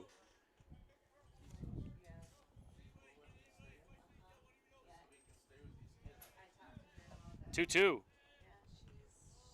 Outside, ball 3. 3 balls, 2 strikes.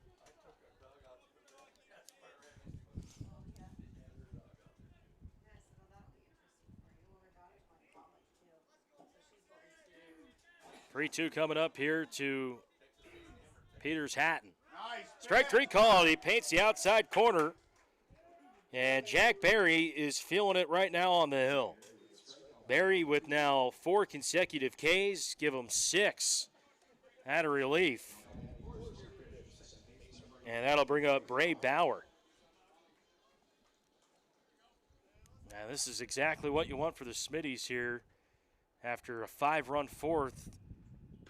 I'm a big believer, can you get a lockdown next inning and keep that momentum that you built in the last half inning?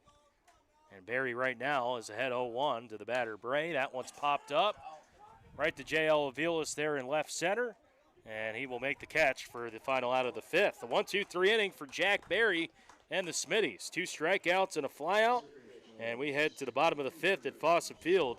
Smitties lead 7-5 on the Smitties Media Network.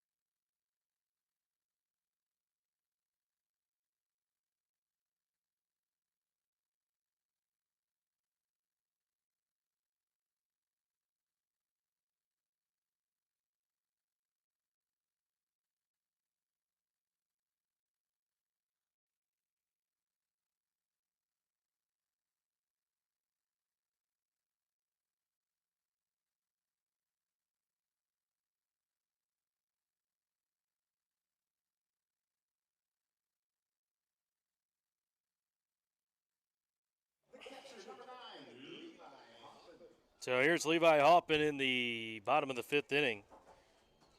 Smitties lead by 2, a 5-run fourth, the difference. They scored 5 runs on 5 hits.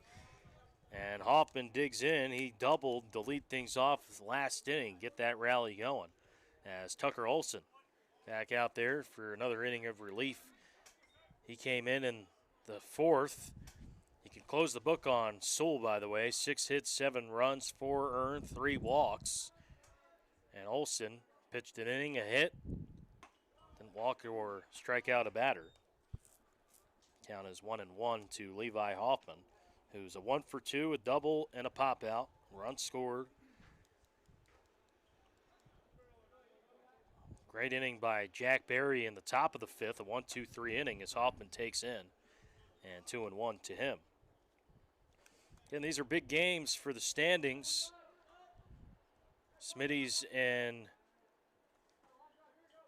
Spearfish post 164 right there in the standings, as this one's going to be a shallow blooper and a right field a base hit. So Hoffman, another bloop hit. And that is his 2nd of the game. He's 2 for 3, and that'll bring up Branson Peterson, who an RBI single last time. You look at these standings here. Spearfish right now is the 13th seed. And they would be at Yankton, obviously, right now. Aberdeen, the 14th seed, at Brandon Valley. Now, depending on the results of this one, that could be flip-flopped, as that one's outside on the corner, strike 0-1. Remaining league playoff games for playoff considerations, the two games here today. Brookings at Brandon Valley, as the 0-1 is swung and missed, 1-1. You got Sioux Falls West at Post 320, a doubleheader today. Sioux Falls East at Post 22, and Yankton at Renner. Those are the games for playoff considerations and standings-wise. The 0-2 pitch. Strike three called. He got him looking on the corner. So Olson gets Peterson down on strikes for out number one. And here's Benny Eisenbeis. Then tomorrow you got Brandon Valley and Huron for a doubleheader. And then a one game between Spearfish and Post 22 at Spearfish on the 18th of July. By the way, Post 22 is the state tournament host, and they have the automatic qualifier. Square up on it. Regions begin next week. As that one's in there for a strike on Eisenbeis. It's 0-2. Looks like there's matchups, I believe, the 21st. As Eisenbeis drills one to second, and a play made there at second by Bray Bauer. The runner does advance there to Sean Rivera, who's running for Hoffman, and that's out number two. 4-3 on the putout. Good job, though, from Eisenbeis moving the runner into scoring position for Easton Clute. Clute a single his last time.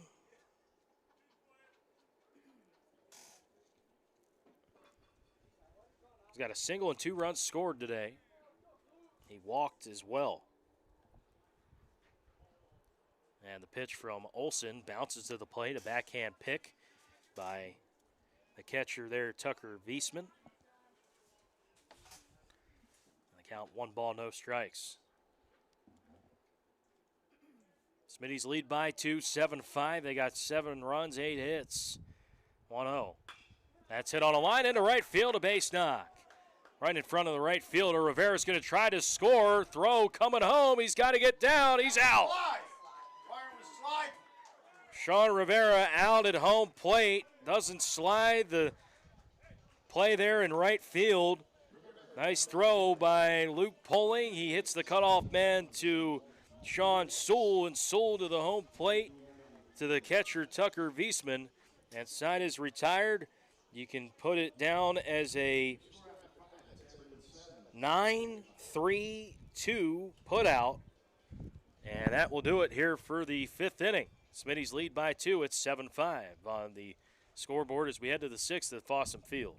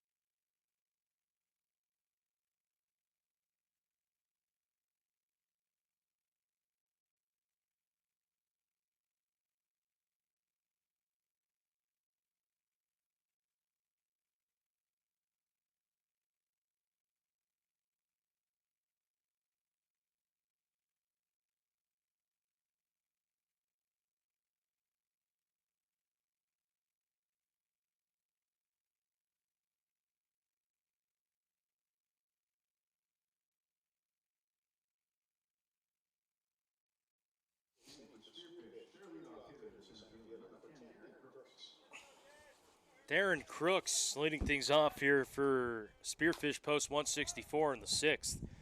Top of the lineup, 1, 2, 3. It's Darren Crooks, Tucker Wiesman, Walker Wiesman. Against Jack Berry, who threw a 1, 2, 3 fifth, a couple Ks and a fly out. 0-2. Good pitch. He got him looking, strike 3. Berry, he struck out now 1, 2, 3, 4, 5 of the last 6 batters. He's got a 2-run lead. Smittys leads 7-5.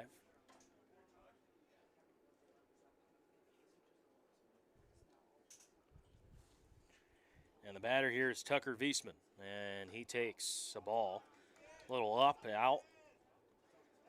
Wiesman, he is got a run scored, a single in the second, sack bunt in the first, reached on an error in the fourth. And that one, a line drive base hit into right center field here in the sixth. 1 out hit. He is aboard, and the tying run coming up to the plate in Walker Wiesman, who walked, doubled, reached on a fielder's choice, stole a base in the fourth. That double came in the second, and the walk and the run scored in the first. So he digs in against Berry. And the first pitch to him is taken high and out for a ball, 1-0.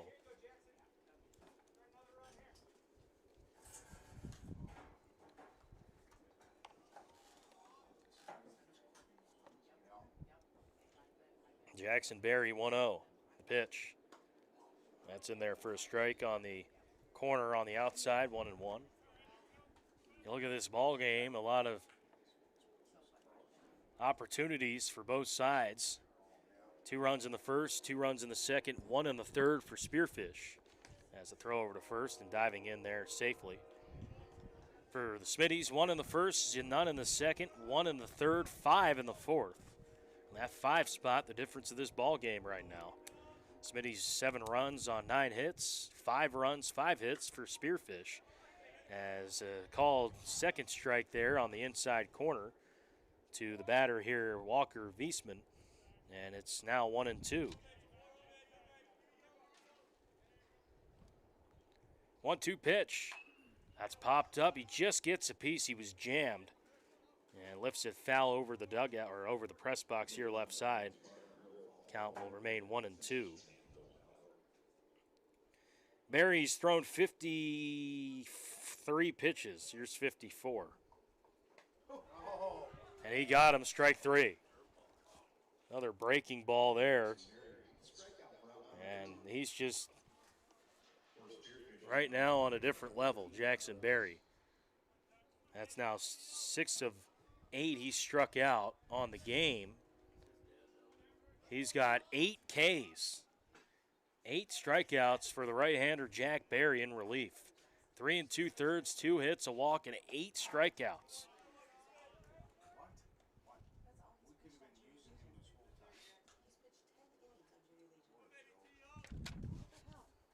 Counts 1 ball, no strikes, 2 outs. Pitch. That's low and away. Counts 2 balls, no strikes. Berry's just pounding the strike zone. He's thrown mid-50s pitches, and almost 40 of them have been strikes. 2-0. That's on the corner for a strike, 2-1. And when you're pounding the strike zone, it allows those secondary pitches to be that much more effective. You know, you're getting ahead of batters. You can spike that breaking ball in the dirt. As the 2-1 is driven deep into left field. Borg there. And that will retire their side here in the 6th. Jack Berry. Another 0 posted there on the scoreboard in relief. And that will do it here for the top of the 6th. 4 Spearfish in the inning. No runs, 1 hit, no errors, and 1 left. Head to the bottom of the 6th. Smitty's looking for some insurance.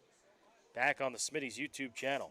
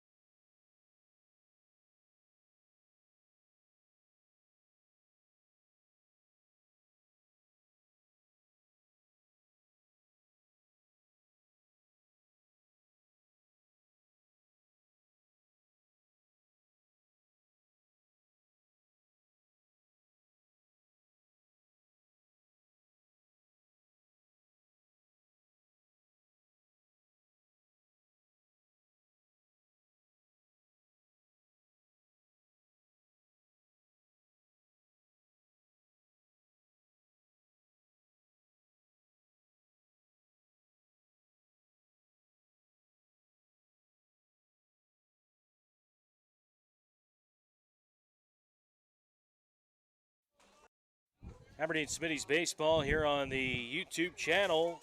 Bottom six, you got the top of the lineup here against Tucker Olson.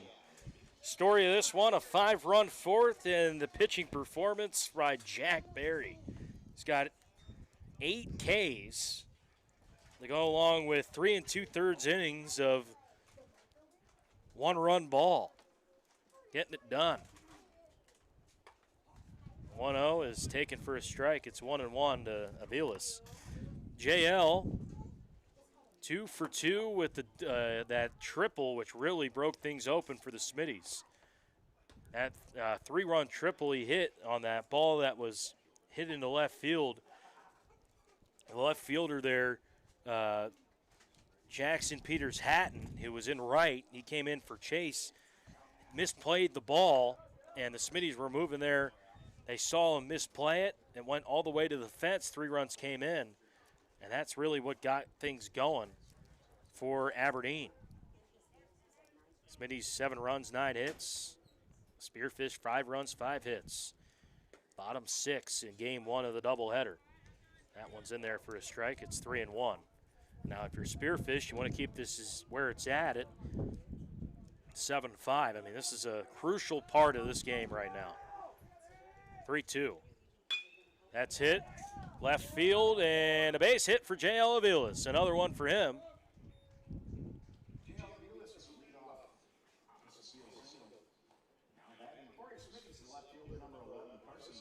I bring up Carson Borg. Aviles, a multiple hit day once again. He's now a 3 for 3 here tonight, or this afternoon. Reached base all 4 times, 3 for 3 with a walk. Here's a crucial run at first. Here's Carson Borg. And he takes, or throw over to first, excuse me.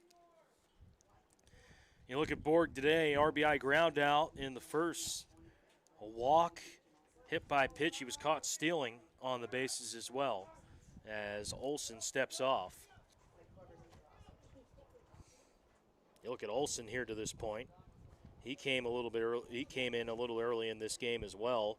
He's thrown 2 innings, allowed 3 hits, struck out 1, has not allowed a run. That's a ball. Throw on at second, and they got him. What a throw over there at second, or throw behind the plate by Tucker Wiesman. Right on the money at second, and Aviles is caught stealing. What a throw. Count is 1-0 to Borg. And a big first out there for Spearfish post 164. And that one is hit the other way and foul by Borg.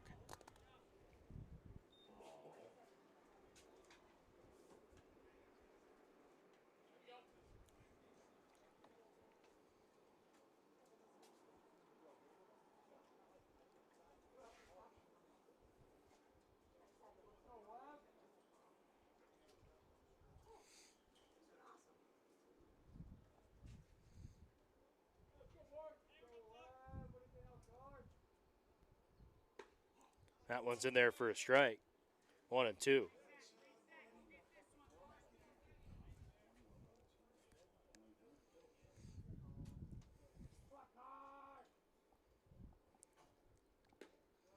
One, two, taken low and away.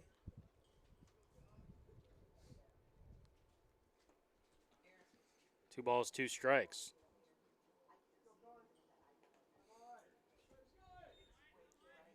Count now 3-2 here to Carson Borg.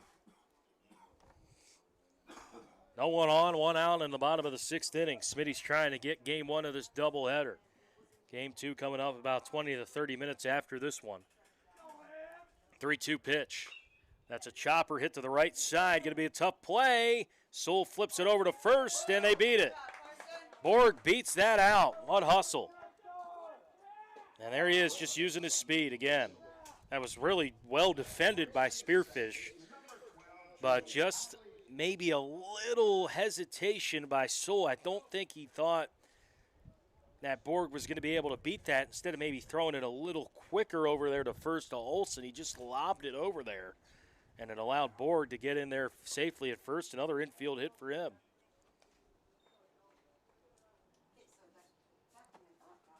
So let's see what Coach Steinwant does here.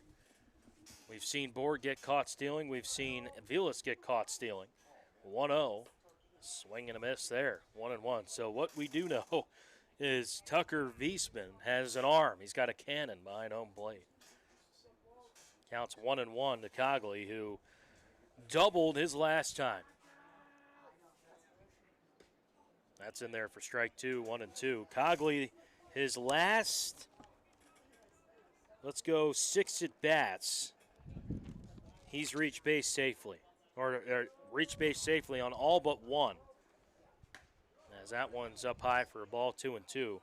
Cogley last night in the first inning against Redfield walked.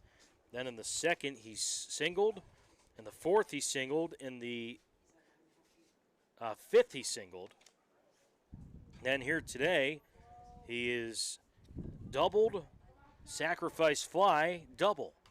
As he swings and fouls that one back, it's 2-2. You got Borg at first.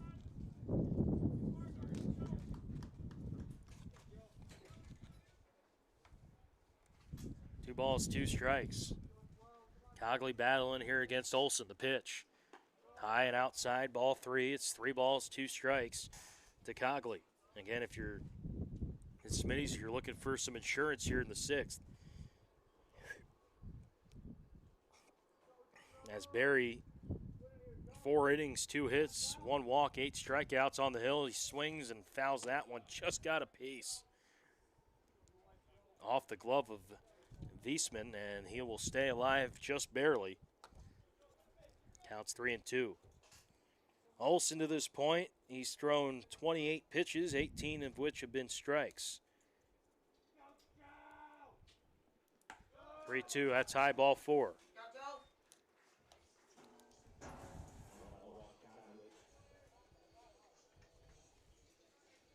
And Mike Dutenhofer will dig in here with second and first, and we're going to see a mound visit here to Olson.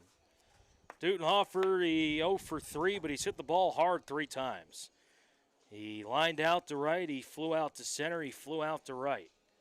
And all 3 times, like we said, he's hit the ball hard. Your Bryce Anglin scholarship winner from last night. Final home games of the season for the Smittys today, as they will get ready for postseason play next week. Again, these 2 games big for playoff standings and implications. These 2 teams could really flip-flop in the standings depending on who wins. Smitty's right now in the 15th spot, or excuse me, the 14th spot. Spearfish in the 13th spot. And just looking at the schedule on Game Changer, looks like for the Smitties or region playoffs next week, Tuesday the 21st and Wednesday and Thursday is next week's playoff format. Tuesday, Wednesday, Thursday. As that one's low and away to Dutenhofer. It's 1 ball, no strikes. Borg at second, Cogley at first. Cogley walked, and Carson Borg beat out a infield hit. And the pitch. That's in there for a strike on the top part of the zone. 0-1. Jack Post on deck.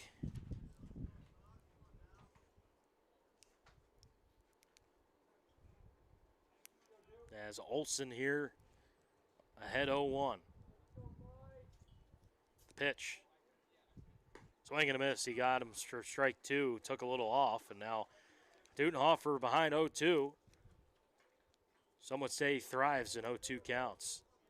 That's what he's done this year. He's come up clutch behind 0-2. Last couple games. And the pitch home. That's low.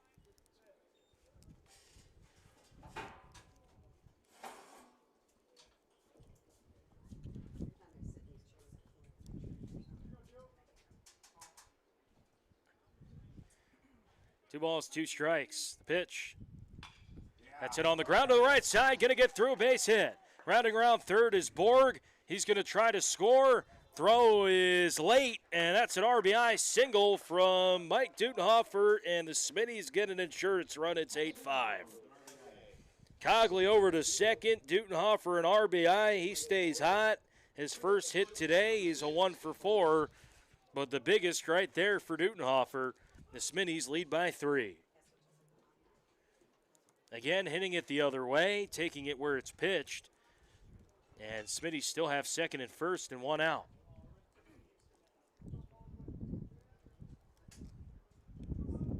And the first pitch to Post.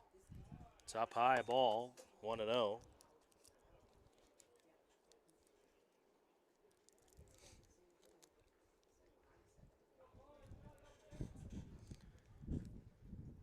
To Post. Quickly 2-0. Post, he's an 0 for 3, a couple ground outs and a fly out.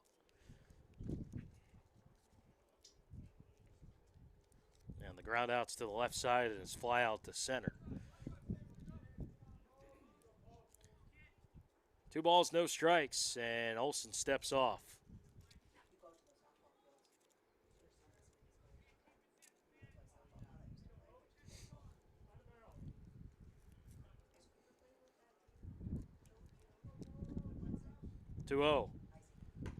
That's on the corner for strike 1, 2-1.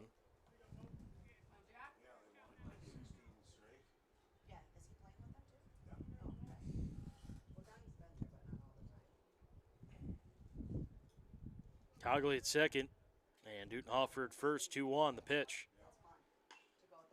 Off his hands, and foul into the bleachers right side. And the count now 2 balls and 2 strikes. So he was ahead 2-0, now it's 2-2. He shouldn't be playing softball, but you worry about football. That's what pays the bills, not Pitch number 50 here for Olsen. Here it comes. That's high. Counts full, 3-2.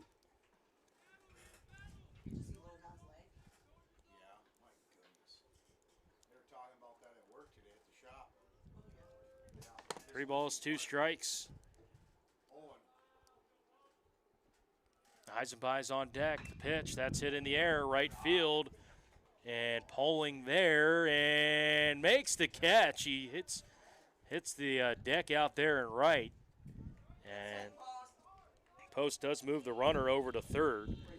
That wind was wisping, and he was able to get underneath it for the catch for out number 2.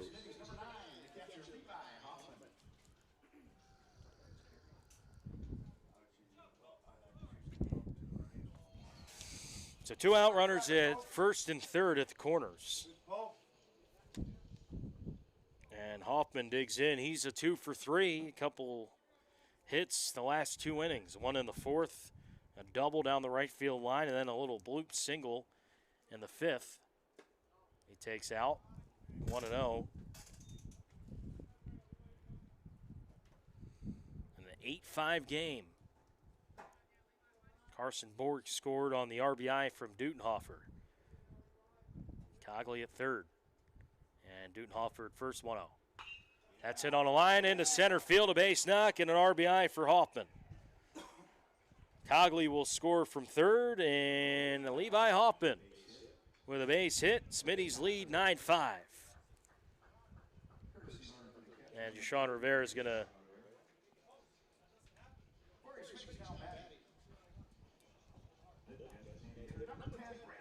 Branson Peterson a 1 for 3, an RBI single in the 4th. Struck out looking last time, and he also grounded out in the 2nd. So runners still at second and first, 2 down in the 6th. Smitty's lead by 4, 9-5. And the pitch is a high chopper. Fielding it the third baseman there and stepping on the base is Jay Scharf, and sign is retired in the bottom of the 6th. However, the Smitties do get a couple runs. They get 2 runs in the inning on 4 hits.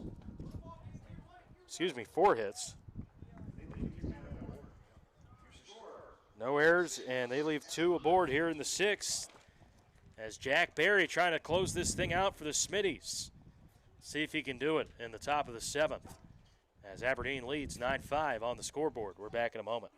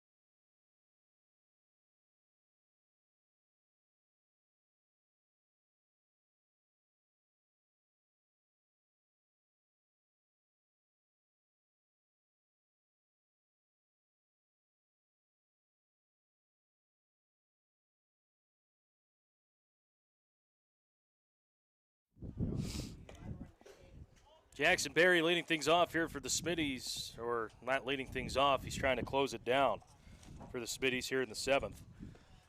And he's facing off here against a Spearfish lineup that has been held in check since the 4th.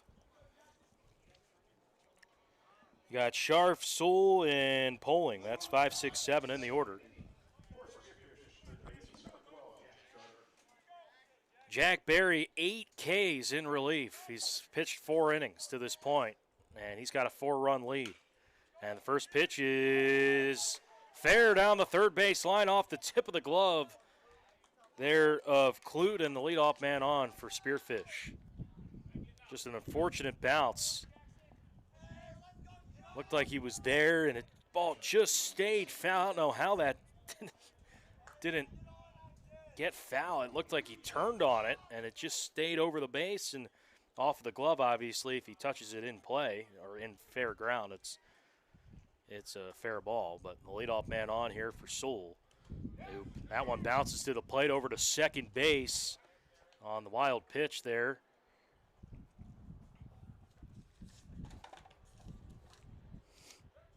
Is Scharf.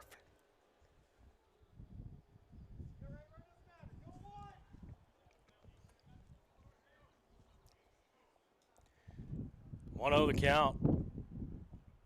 And the pitch to Sewell. That is high fly ball. Popped up, foul ground, long run for Dutenhofer. It gets out of play. Count 1 ball, 1 strike. As Berry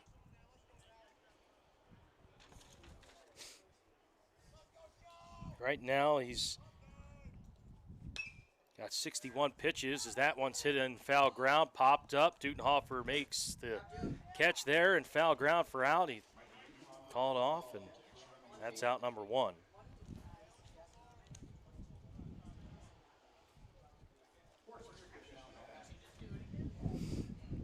Luke Poling, the batter, he's an 0 for 1. He struck out last time. He came in for Cooper Chase.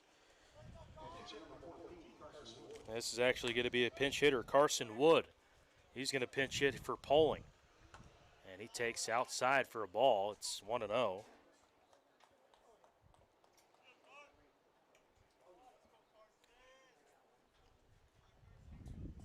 We'll have game 2 after the conclusion of this one. Smitty's lead 9-5, 1-0. That's hit high and foul into the right on top of the concession stand. Ball took a couple bounces there. Count is 1-1.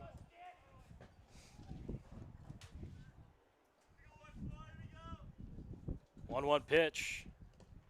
That gets away from Hoffman. Wild pitch.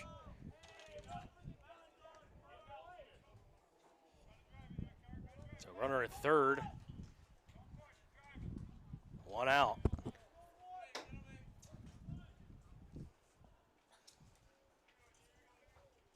Two balls and a strike. The pitch from Berry. That's hit high. Shallow right side, and Cogley makes the catch there at second for the out. Couple pop outs in the infield, and the Smitties are 1 out away from picking up a win.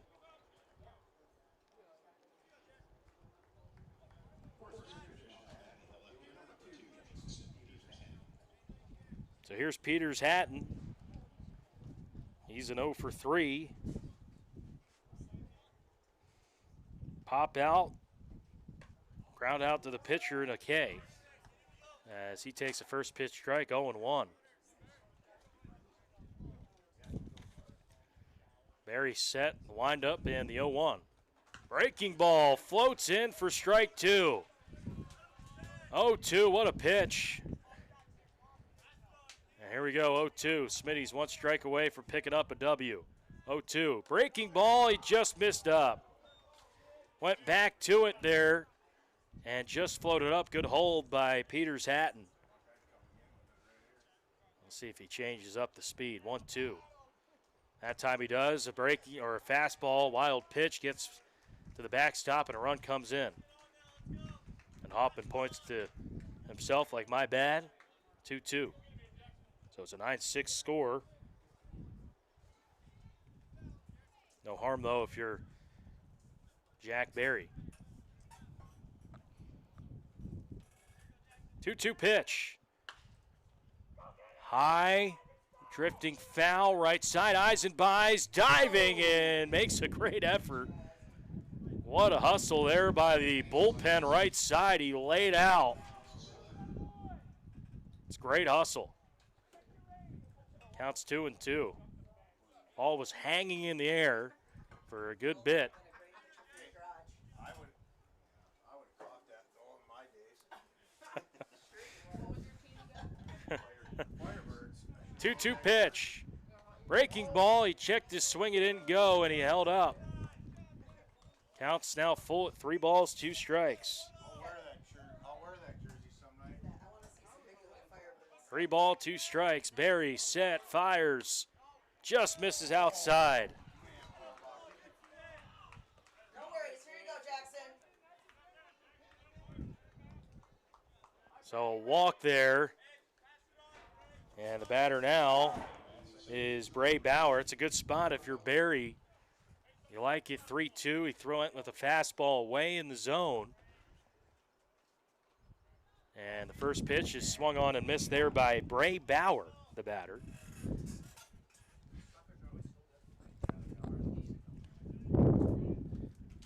Down 0-1 to Bauer. Bauer today reached on a fielder's choice, an error, and flew out.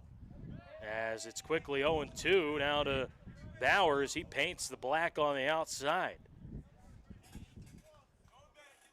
9-6 your score, runner at first in the 7th. Barry ready, the pitch. Breaking ball just inside. Missed in. And at Rohrbach, he's got the delayed strike 3 call. So sometimes it looked like he might ring somebody up, but it's a ball. 1-2. Big lead off first. The pitch swung and missed. He got him. Hoffman throws it over to first. A one-hopper to Dutenhofer, and this one is in the books. The Aberdeen Smitties win game 1 of the doubleheader, 9-6 over Spearfish Post 164. Jack Barry pitches 5 innings of relief. He strikes out 9, and the Smitties in the win column. In game 1, they pick up their 11th of the year. And a big one here against Post 164. 9-6 your final, a 5-run bottom of the 4th inning, a 2-run 6th. They get those 2 insurance runs, which came to be massive in the 6th inning. And Barry closes the door in the 7th. And the Smitties win it here in game 1. 2 runs in the first, 2 in the second, 1 in the third, and 1 in the 7th. For Spearfish, 6 runs on 6 hits, 2 errors. For the Smitties, 1 run in the first, 1 in the third, 5 in the 4th, and 2 in the 6th. For a total of 9. Winning pitcher is Jack Barry. He went 5 innings in this one. 3 hits, a run. It was earned, 2 walks, and 9 strikeouts. And picking up the loss on the mound is Sam Sewell. 3 innings, 6 hits, 7 runs, 4 earned, 3 walks. Looking at that fifth inning specifically there in the fifth, when the Smitties really, the fourth, when they broke things open. We'll take a look at a recap of that fourth inning right here and right now. In the fourth, it was a double, single, air, single, triple, hit by pitch, double, fly out. And that's how the Smitties got that 5 runs in the fourth. Never looked back. They trailed 5-2, but after that, they scored the next 7 unanswered before Spearfish got one back in the 7th, and the Smitties hold on to win 9-6, your final score. Game 2 coming up in about 20 to 30 minutes. We'll have it for you on the Smitties YouTube channel. Make sure to like and subscribe there on the YouTube. Back at it for Game 2 of the doubleheader next on the Smitties YouTube.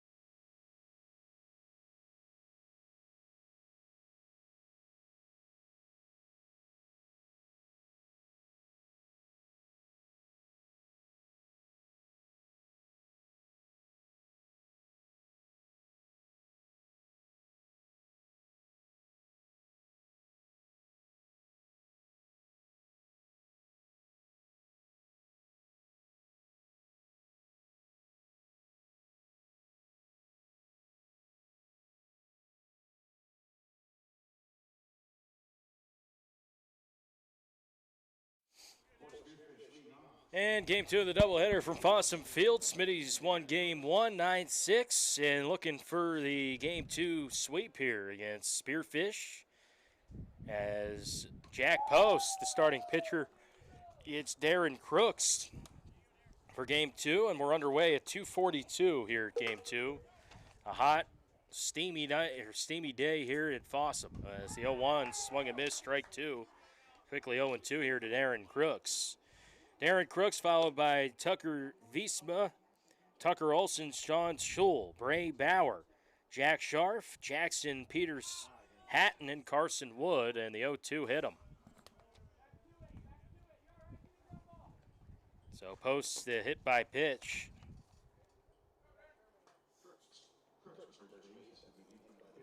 And here's Tucker Wiesma.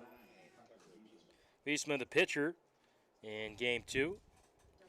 For the Smitties, Jack Post on the mound. Easton Clute at short, Soderlund at third, Cogley at second, and Dutenhofer at first. As the pitch is up high, a ball to the batter here, Tucker Wiesma. It's 1-0.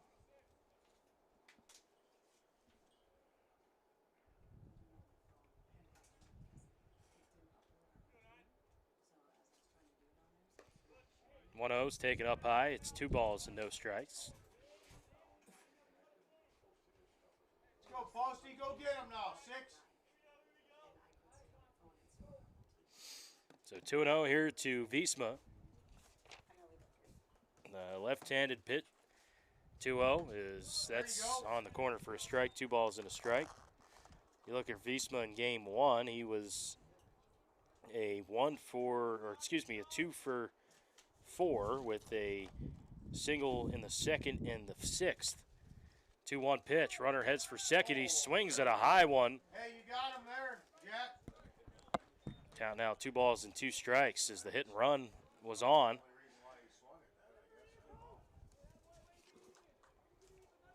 And Darren Crooks has got to go back to first base. Get him here, Jack. Looking at the game 2 game time temperature here. 92 degrees. 2-2 pitch. Hit him again. So Wiesma on board on the hit by pitch. The first 2 have been hit. And the batter here, Tucker Olson. Jack.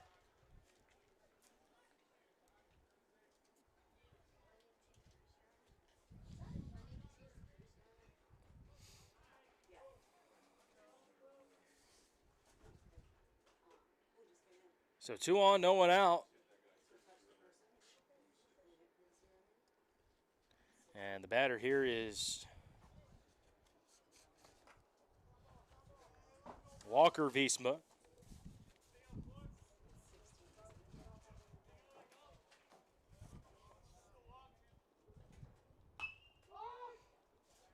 Wiesma lefts one foul out of play. And the count 0-1 to him. So Wiesma here, 0-1, followed by Olson, Soul, Bauer, Scharf, and Peters Hatton.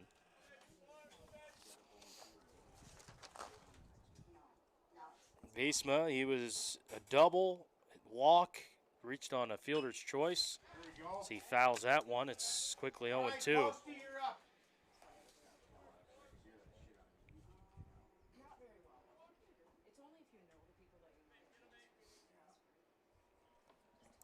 So the count 0-2 here to Wiesma.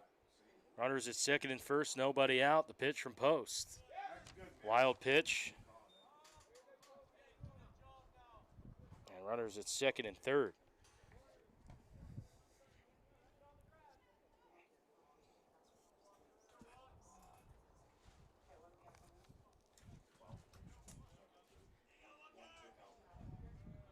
Corner in there.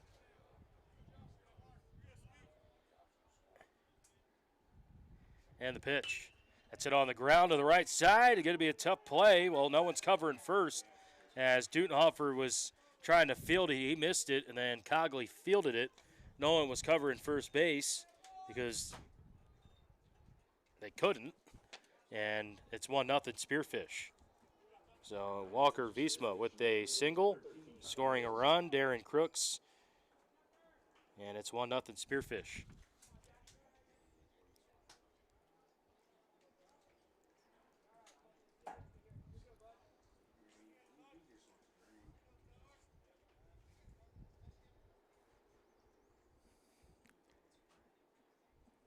First pitch is in the dirt and outside. Counts 1-0. Runners now at the corners. Let's go. Here's Tucker Olson, the left fielder. Let's go, 6. No one out. 1 hit in the inning. And the pitch. That's hit it in the air. J.L. Aviles makes the catch, trying to tag. Aviles' throw on a hop and safe. Hoffman just missed the tag. As they're going to check the third, appeal over to third.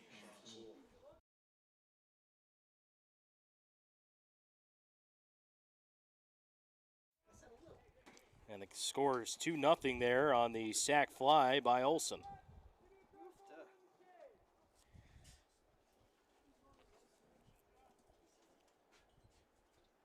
And Soul the batter.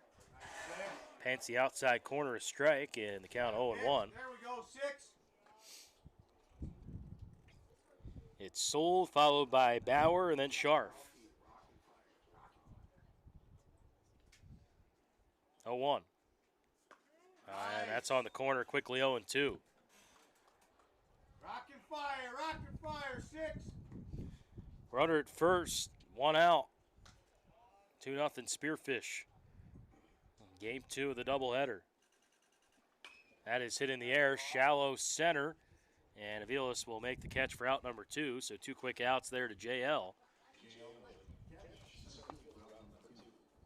And 2 outs, and the batter Bray Bauer will dig in.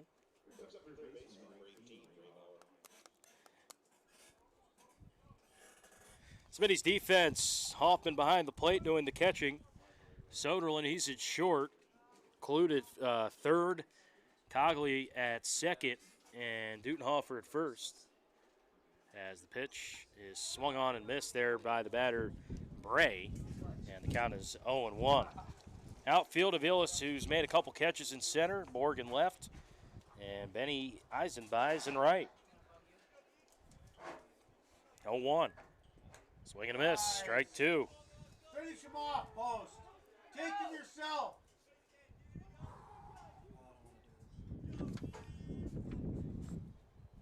Don't give him anything good. Nothing at 2 here to Post, or to Bray, 0-2. Bounces to the plate, good block there by Hoffman, keeping it in front. And the count 1-2. It's a 2-0 lead for Spearfish, but Post has settled in a little bit here. Set at the belt, 1-2. That's fouled back, and we'll do it again at 1-2. That's good.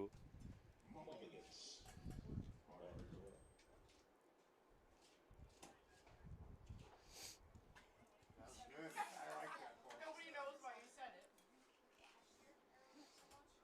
1 ball, 2 strikes, 2 outs, runner at first. Pitch. That bounces to the plate again. Hoffman. It's a good miss. Here we go, rear back. Now go get him.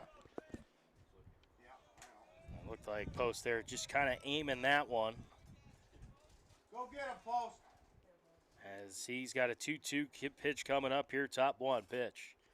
That's it on the ground, right back to him, and he throws it on to first for the out, and Stein is retired, so Post works out of it. Spearfish does strike for 2 in the top of the inning, and that will do it here for the top half of the first inning. For Spearfish, 2 runs, Hey, have some fun. 1 hits, Go. no errors, and 1 left as we head to the bottom of the first inning here at Fossum Field. J.L. Aviles, Carson Borg, and Joe Cogley will lead things off for the Smitties after the break here on the Aberdeen Smitties YouTube.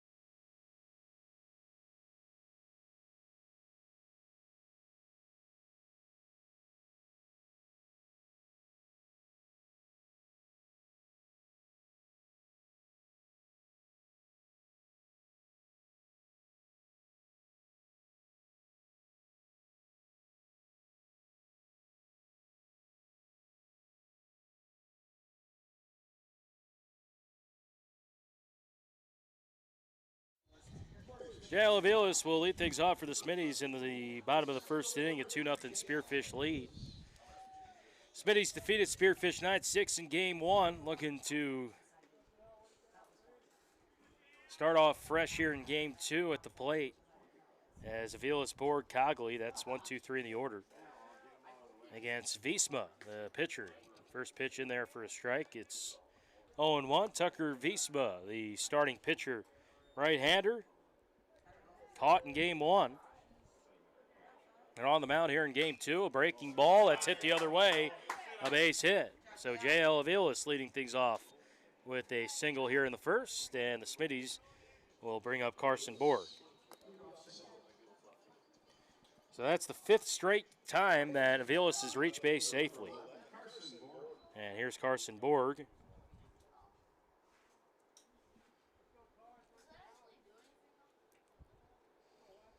As the pitch home is fouled back, it's 0-1 here to Carson.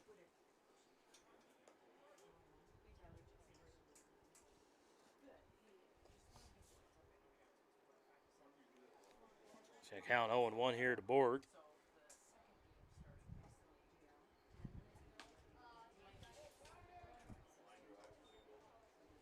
That one's outside. It's 1-1. J.L. Aviles taking a small lead at first. Gets another half step. 1-1. That's hit it the other way. Right field. And right at the right fielder for the out there. That is Jackson Peters Hatton out there and right for the out. And that'll bring up Joe Cogley. Cogley 8 for his last 10. And a throw quick over to first. Not a big lead by JL. He's back standing.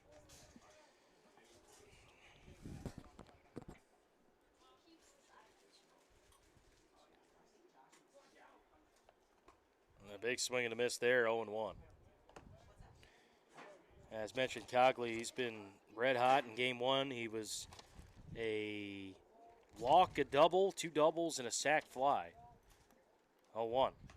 That's in there for strike two, 0-2 from Tucker Wiesma.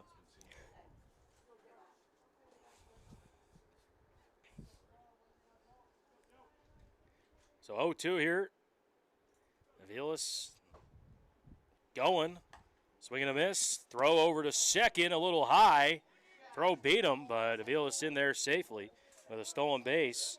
And down on strikes, Joe Cogley. And that'll bring up Mike Dutenhofer. So here's Dutenhofer.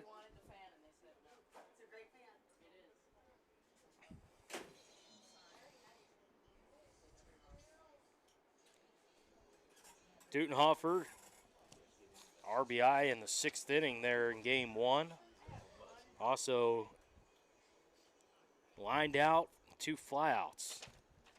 As Aviles in scoring position, Smitty's trail 2-0 in the first. 2 down, and Wiesma from the stretch. Pitch home.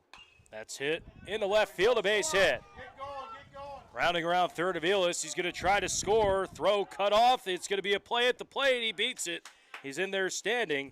And Aviles with a run scored and a single, and a run there by Mike Dutenhofer at RBI.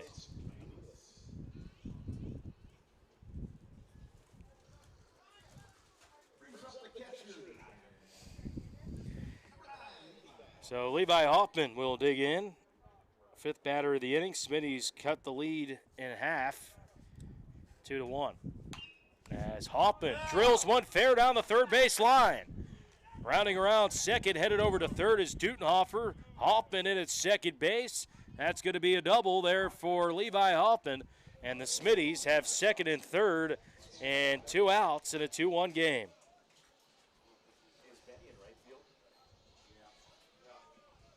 There he is, Benny. Bring him in. Base rip.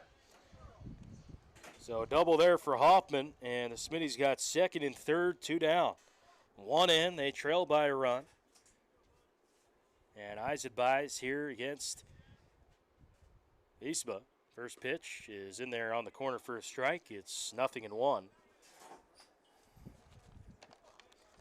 Benny in game one, he was a 0 for 3, fly out and a ground out. Also reached on an error. Oh, not yours. Way low.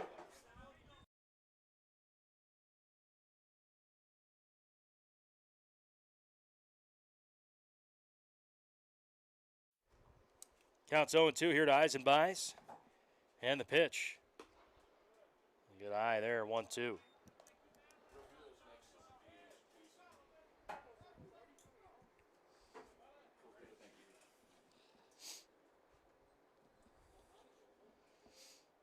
One-two pitch. That's hit on a line up the middle, base hit. Eisenbeis comes through, 1 run in. Dutenhofer scores from third, and the Smittys tie this game up at 2 on the RBI single by Benny Eisenbeis. Ball hit right back up the middle, and here's Jashawn Rivera, the designated hitter. Smitty's have really come to play in the first inning. Last couple games, you score 1 in last game. He scored 9, of course, against Redfield last night. 2 here, as Eisenbeis is picked off first, and side is retired here in the first inning. Nice move there from Vispa. After 1 complete, we're tied at 2. To the second we go at Fossum Field on the Smitty's YouTube.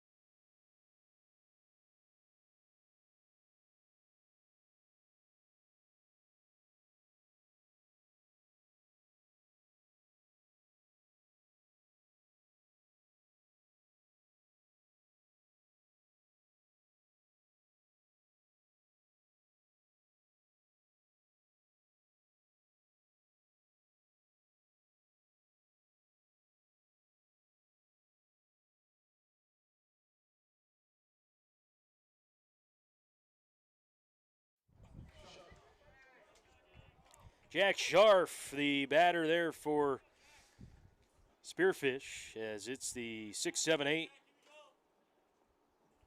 or 7-8-9 due up in the order for post 164.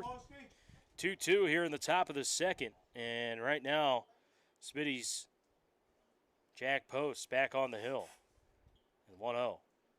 Big swing and a miss there, and the count is 1 ball, 1 strike. Post right now, he's thrown 23 pitches. Here's 24. The windup. That's in the dirt, 2-1.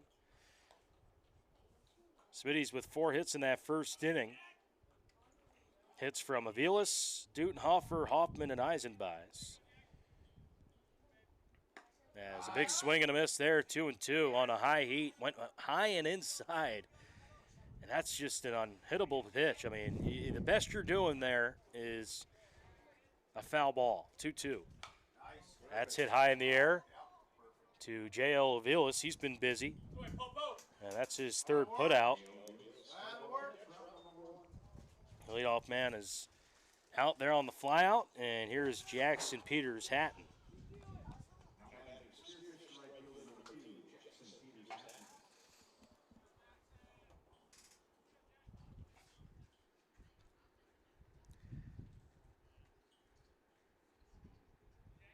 So Peters Hatton. Nice pitch. First pitch is a breaking ball at the outside corner for strike one, 0-1. Posty, good work.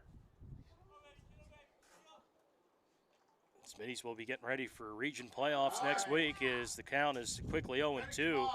Goes inside with a heater. Get him yourself. And we've seen these kind of runs from Post. I mean, he can get hot on the mound. 0-2. Nice. Good pitch there on the outside, 1-2. That's good, miss. But he's come on as of late on the mound. Started last night through an inning and a third. Picked up the win last night against Redfield. 1-2 pitch. Breaking ball, he just got his hands on that, and the count 1-2.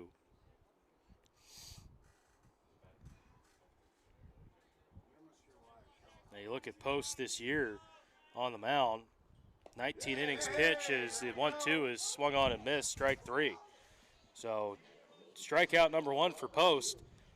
You look at his numbers.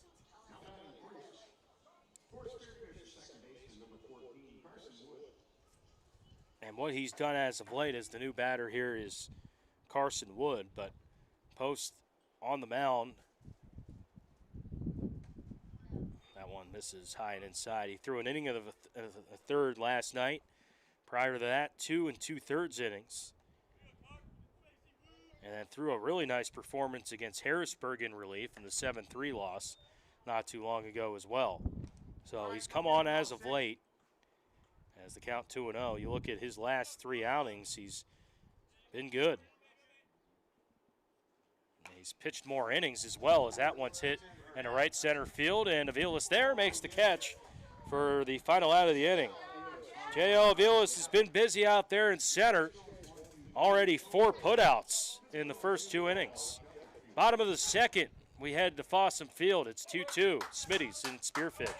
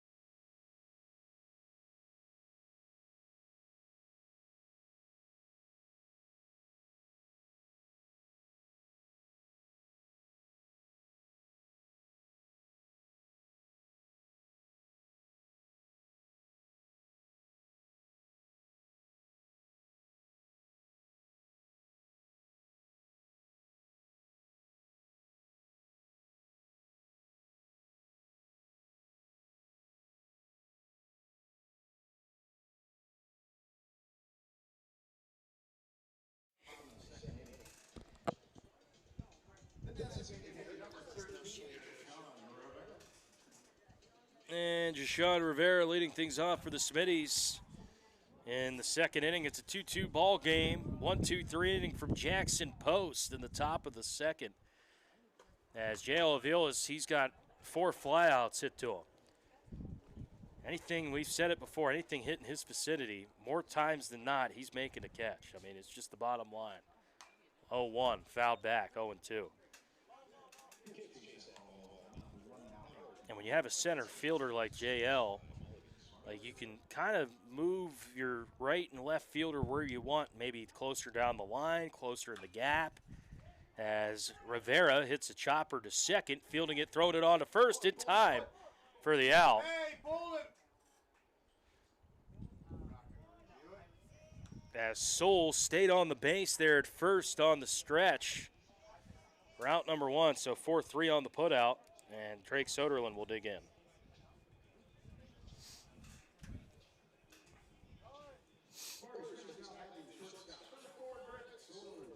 Soderlund followed by Easton Clute. Good hustle there by Rivera.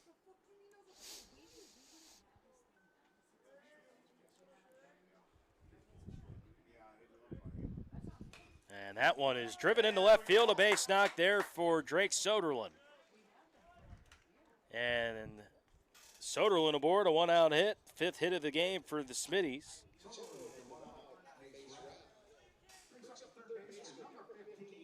Bring up the third baseman, Easton Clute. Clute had a nice game 1, as that one is taken for a strike, 0-1.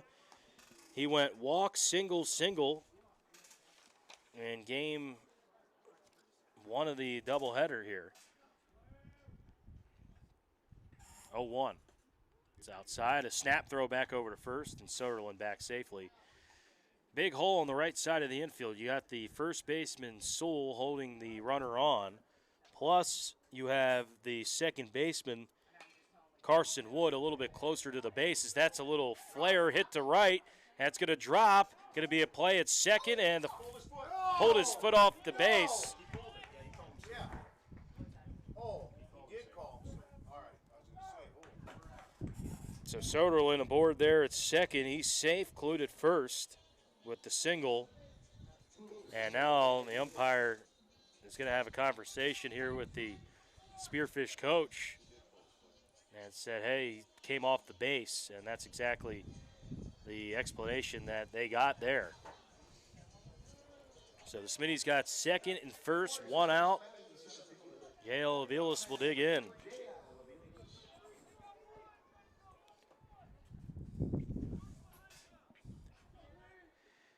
Soderlin at second and Clute at first, 1 out. And Aviles here hits one the other way, left field, and there to make the catch for out number 1 is Tucker Olson.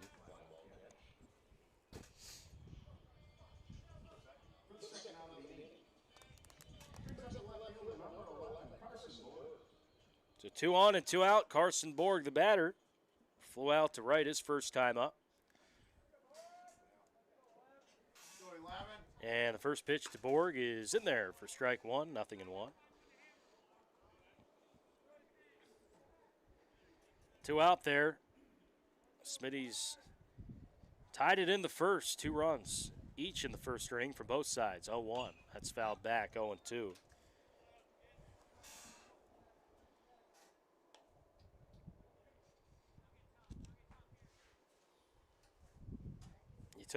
You take a look at Wiesman on the mound. He's pitched a lot. 26 2/3 innings. This is his 4th start of the year. 0-2. That's fouled back.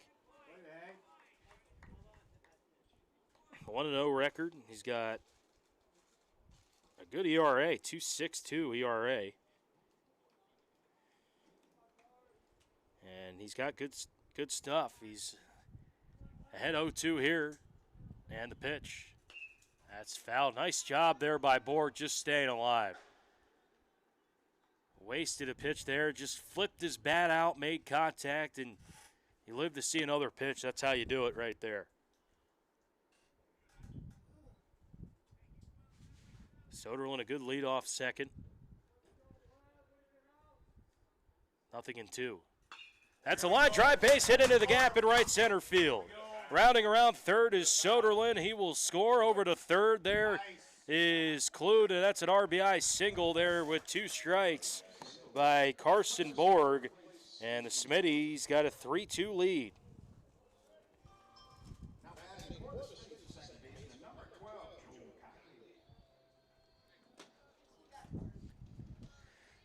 And Joe Cogley, the batter. And again, that's just good 2-strike hitting. We saw the pitch before, fouling that away, and then that one left over the middle of the plate, and Borg was able to drive it into the right center field gap. Let's see if he's on the move here. He stays put on this one. It's 1-0. Cogley struck out his first time at 0-1. 1-0. Popped up, right field, ranging in and making the catch out there and right is Peters Hatton, and sign is retired.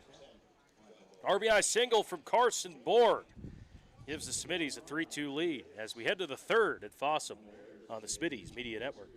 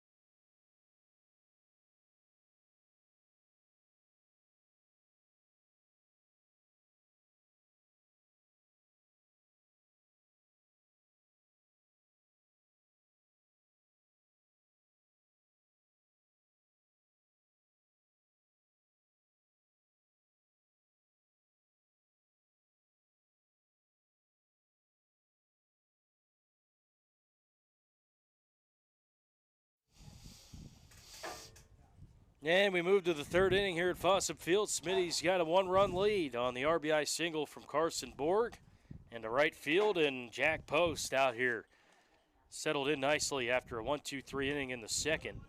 And the first pitch to the batter, Darren Crooks, is upstairs, ball one. Crooks, he was hit by a pitch on an 0-2 count. 1-0. That's high for ball two. 2 balls, no strikes. Here we go, 6. But after the first two reach base on the hit by pitch, it went sac fly, fly out, ground out, fly out, K, fly out.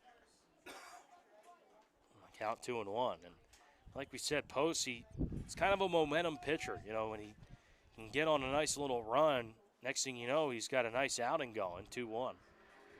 That one's outside, 3-1.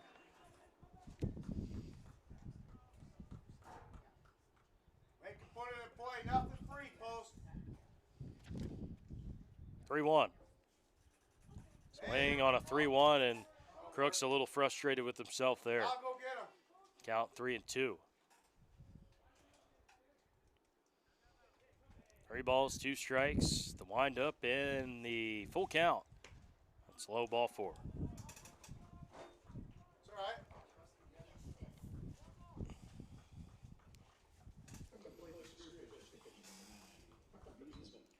Tucker Wiesma digs in, a hit by pitch, and a run scored. As he's getting signs from her base coach. Big lead off first.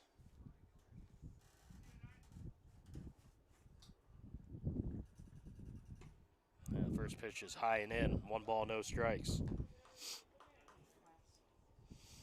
You're good. 6. Here we go. Hey, battle out there, 6.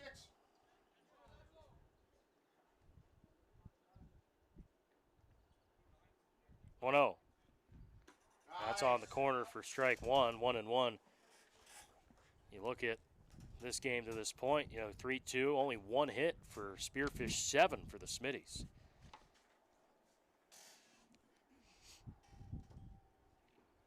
One. That's popped up in the infield and foul. Count 1 ball, 2 strikes.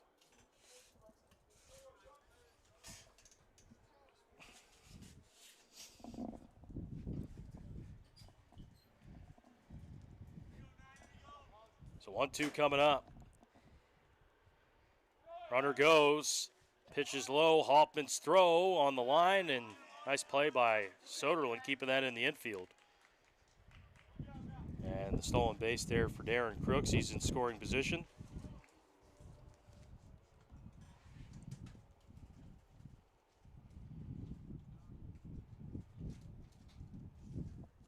And the 2-2 pitch. Flared foul.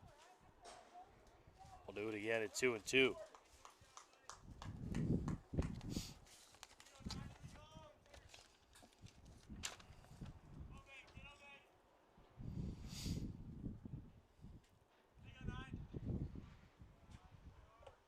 Two. That's a little flare hit into left field. It's going to drop a base hit. Crooks rounding around third. He's going to score. And that's an RBI single there for Wiesma. Just a little flare to left. He did it a couple times on the foul balls. That one, it landed fair. And that's a single.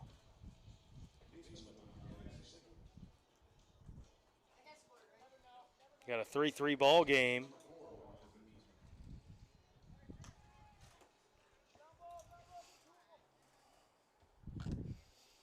And here is Walker Wiesma, who singled in the first inning. First pitch to him there is a high floater, shallow left field. Soderlund makes a nice play, throws it over to first, and they double it up. Drake Soderlund makes a great play and 2 outs.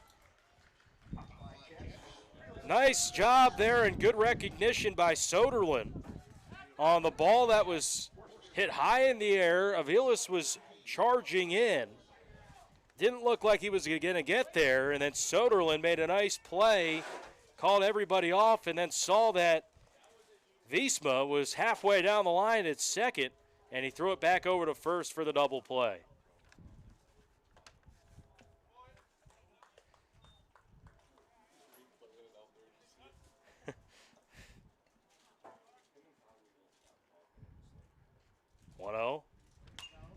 That's hit in the air to left field, and Borg there, side retired. So how about it? Drake Soderlund with a nice double play, a fly out to left, and the Smittys get out of the inning. However, a run scored on the RBI by Tucker Wiesma, and that will do it here for the top of the third. We head to the bottom of the inning. We got ourselves a ball game. It's 3-3. Back in a moment.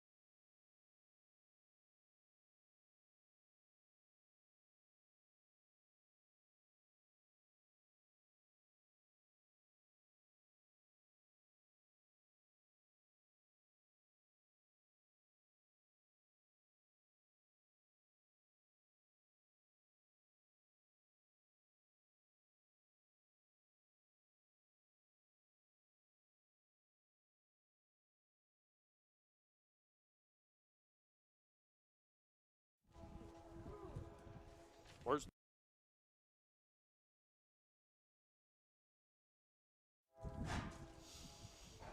one ball, no strikes. Mike Dutenhofer, the batter, and the Smittys and Spearfish tied at 3. And there he is again. Dutenhofer tagged over the center fielder's head. This is going to be extra bases. Dutenhofer needs to be thinking 3. He's going to be. Touches second, puts on the gas, and he's going to be up at third base standing. That's a triple for Mike Dutenhofer to lead things off here in the bottom of the third inning. Ball was smoked over the center fielder Crooks' head, and It's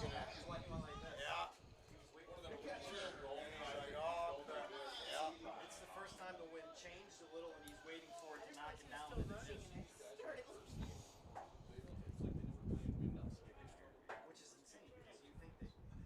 First pitch to Hoffman. That's drilled into left field. A base hit. 4-3 game. So RBI single there from Hoffman. You go triple single. And the Smitties regain the lead 4-3. Ninth hit of the game.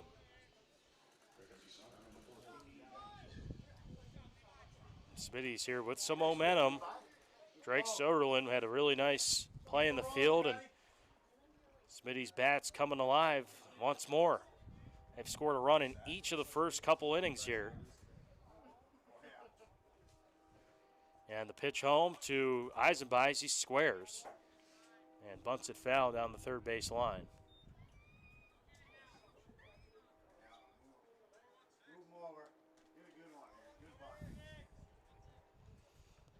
Donnie Kiso, he's running for Hoffman. 0-1. Doesn't square there. He grounds it to second. This could be two. They get the lead out, or force out at second. Eisenbeis, however, safe at first. So make it 4-6 there on the fielder's choice. One out. Bring up Deshaun Rivera.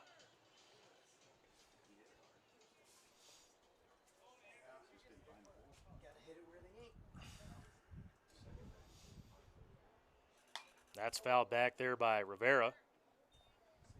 Counts 0-1.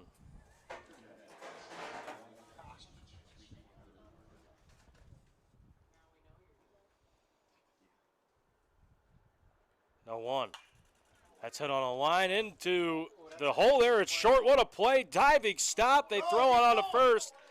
And it gets away there from the first baseman, Sewell. And then Eisenbeis gets it over to third. Great stop there at shortstop in the hole by Jack Scharf. Ball hit off the glove of Sean Sewell. Everybody's safe and runners are on at the corners.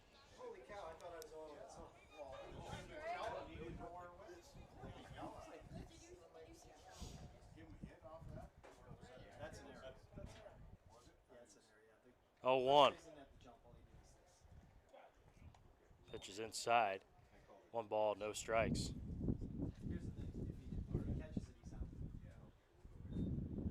1-0. That's at the knees for a strike. 1-0. Or 1-1. Officially an error there.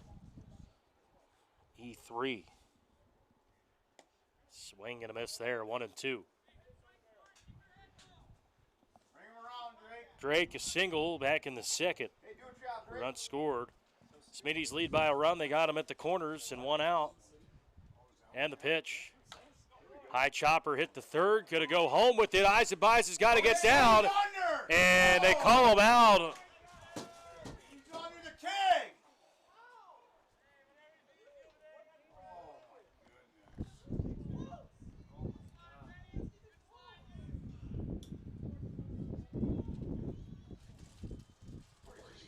Coach Timewant not happy there at third base.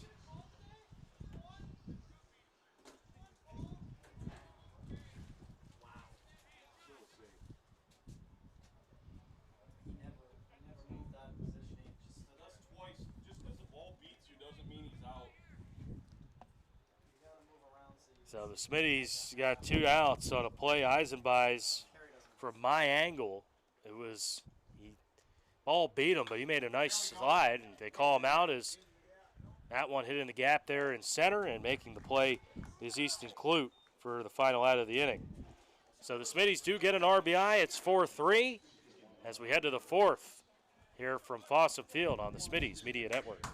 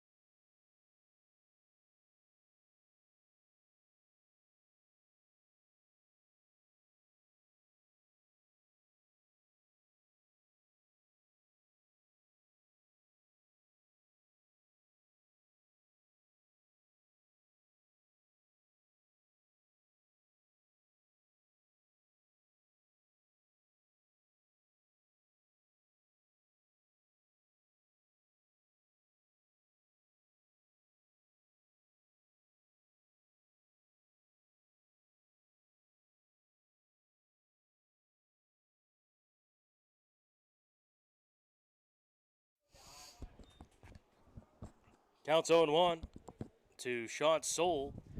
Top of the fourth inning. It's a 4-3 lead for the Smittys.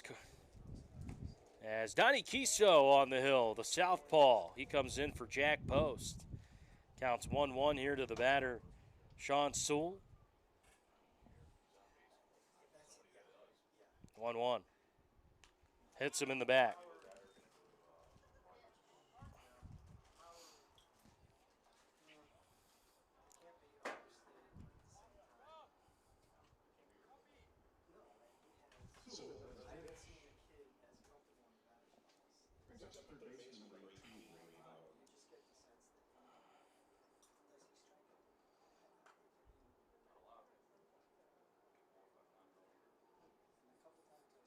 Bray Bauer. He's the batter here with one on and no one out. As we've reached the middle innings of this one. Game 2 of the doubleheader. Smitty's won game 1, 9-6.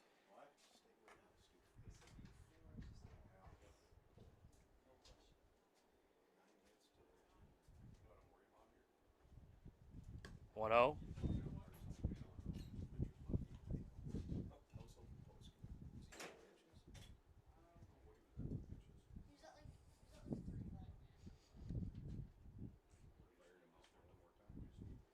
Kiso fires. That's out of play, right side, and the count is 1 ball, 2 strikes.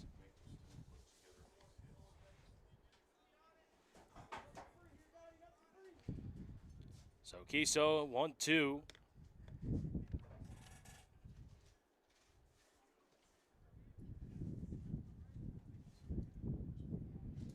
And the 1-2 pitch. That's hit right back to the mound and off foul. Must have hit the plate first, 1-2. Both teams scored 2 in the first. Smitty scored 1 in the second. Both teams scored a run in the third. Smitty's 4 runs on 9 hits. Spearfish 3 runs, 2 hits. 1-2. Strike 3 called. Goes with the strike 3 there on the outside corner, and that's the first out.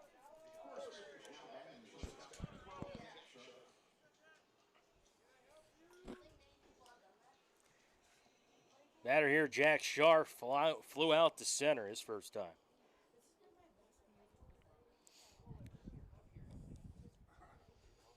And the pitch home. Breaking ball in there for a strike, 0-1. As Donnie Kiso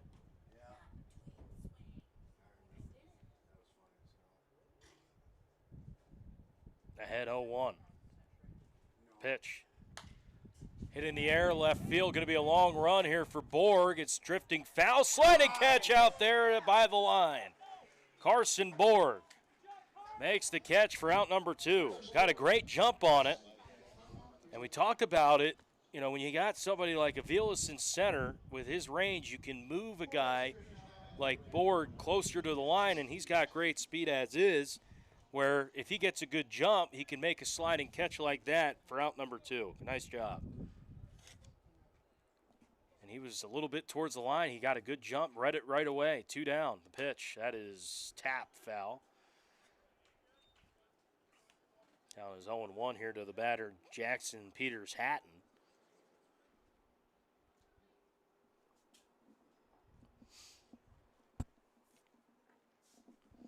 Oh, 1.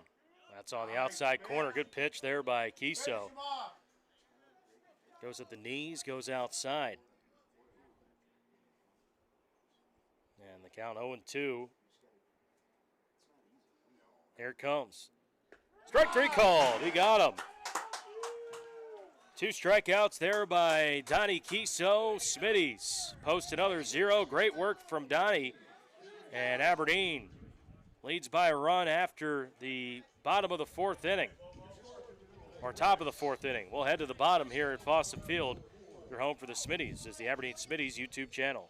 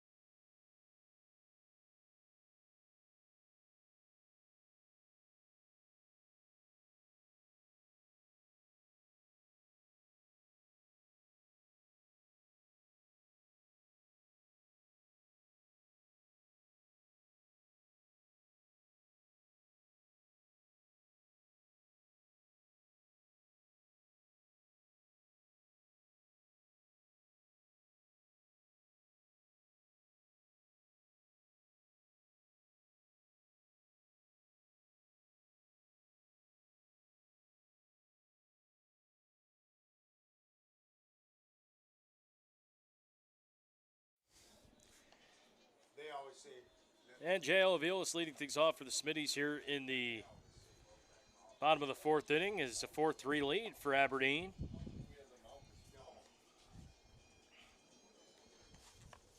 New pitcher on the mound, Walker Wiesma on the hill. He relieves Tucker Wiesma of his duties. Officially closed the book on him.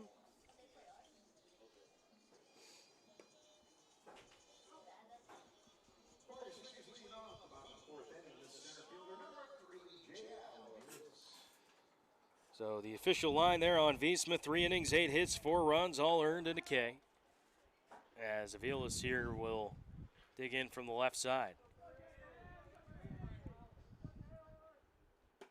First pitch swung on and missed, 0-1. Jackson Post, his day done, of course. 3 innings, 2 hits, 3 runs, all earned, a walk and a K. 0-1. A tie for ball 2 or ball 1, 1-1. Aviles, he's reached base every time except once. It came last inning.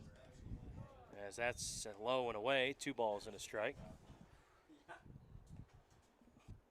Marginally cooler, but it's cooler. 2 balls and a strike. The pitch. That's low, 3-1.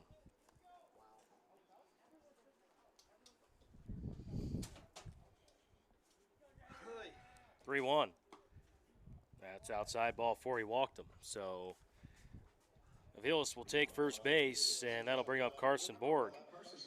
Now, it feels like the Smitties got the momentum here, but you look up, it's a 1-run game. So if they can get some more here, give themselves a little cushion for Keystone as we head to the later innings, could be crucial. This is a big spot for the Smitties, and also a big spot for Spearfish, keeping this where it's at. But that one's hit on the ground, a chopper to short, high hop, and they throw it away. Aviles steps on second, he heads over to third, and over at first there is Carson Borg. That's going to be an E6.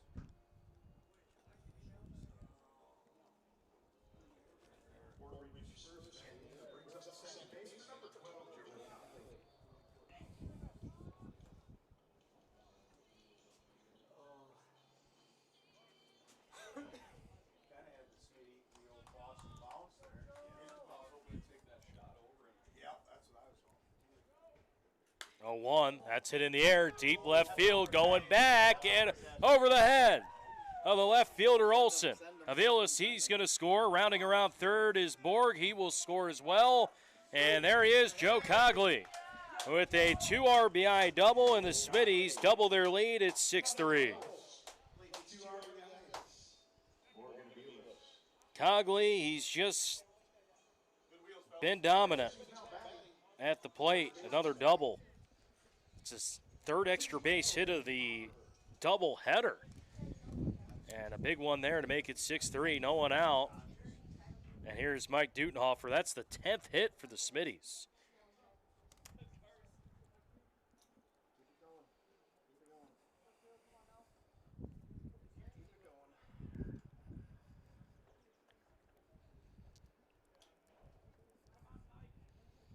And pitch to Dutenhofer. That's a line drive, base hit into left. Cogley, he's going to round third. They're going to send him. Throw is cut off, and the Smitties add on. It's 7-3 as Dutenhofer, another guy who's just been red hot. RBI for him. And here's Levi Hoffman. Levi, 2 hits today in game 2. First pitch is taken for a ball, 1-0. Smitties with 11 hits and a 4-run lead. They've scored in every single inning. 2-1, 1-3, 1-0. Low ball 2, 2 balls, no strikes. Benny Eisenbei's on deck.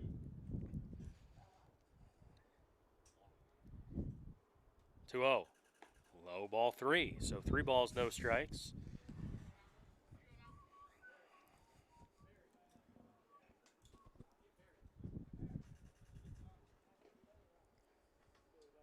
3-0.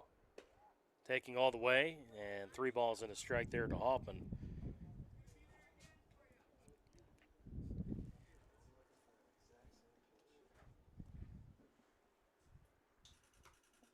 And he walked him ball 4. So Hoffman draws a walk, second and first, no one out. And Benny Eisenbeis will dig in. And we're going to see a courtesy runner for the pitcher, or excuse me, the catcher. Jack Barry's going to run for Levi Hoffman. That's probably a sweaty helmet he just threw on.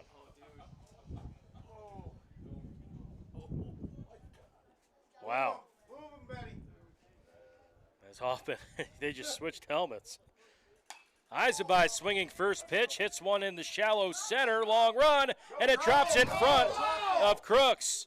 No one's covering second, and everybody's safe.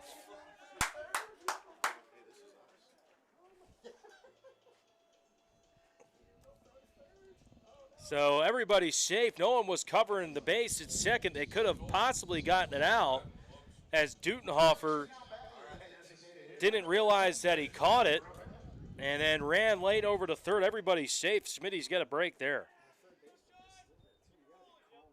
No one really was talking there. As Rivera drills one into center, this is going to be enough for a sac fly.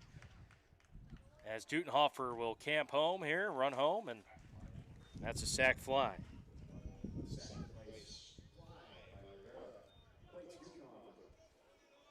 So Dutenhofer scores 8-3 Smittys on the sacrifice fly. And Drake Soderlund will dig in. Stay hot, Cougs. Drake Soderlund taking first pitch strike on the inside corner. 0-1.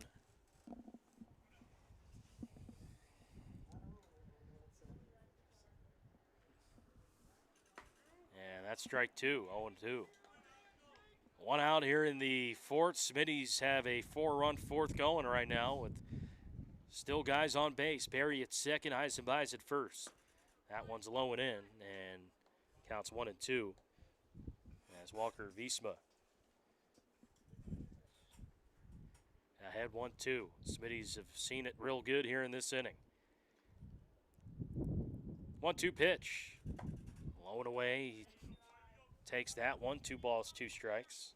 Some activity in the Spearfish bullpen. 2-2.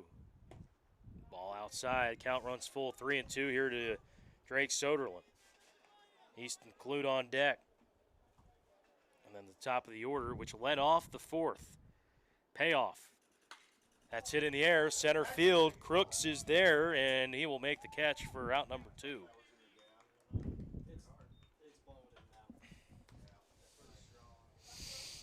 And here's Easton Clute here, 2 down.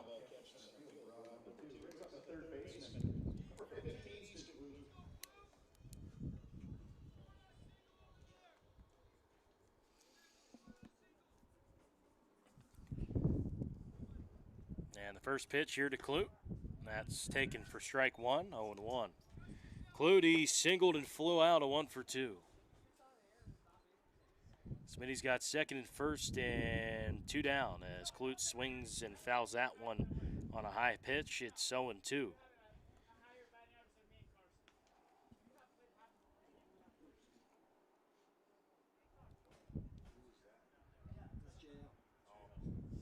Oh, 2. That's it on the ground there to the right side and into right field, a base hit. Rounding around third is Barry, gets by the right fielder, and everybody's going to be safe. A run comes in.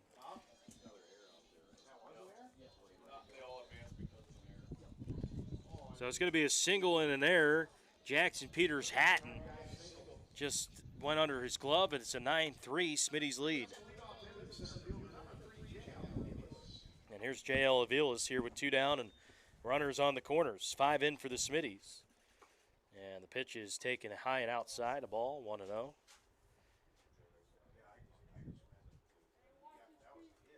Yeah, it was a hit, but then an error. 1-0. That's inside a ball. 2 balls and a strike. Or no strikes. Smitty's got 5 here in the inning. Aviles turns on that one and gets by the glove of the second baseman, Wood, and into center. 1 run in. Going over to third is Clute. That's an RBI hit there by J.L. Aviles. And the Smitties got 10 runs, and they lead by 7.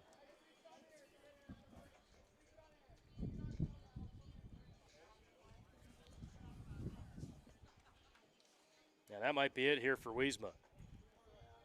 And it's going to be. We're going to see a new pitcher on the mound here for Spearfish. It's the bottom of the 4th inning. Smitty's lead by 7. It's 10-3. And we'll step aside, be back in a moment. But before we do that, actually, we'll keep it right here on the Smitty's Facebook page. Going on tonight, we've been talking about this.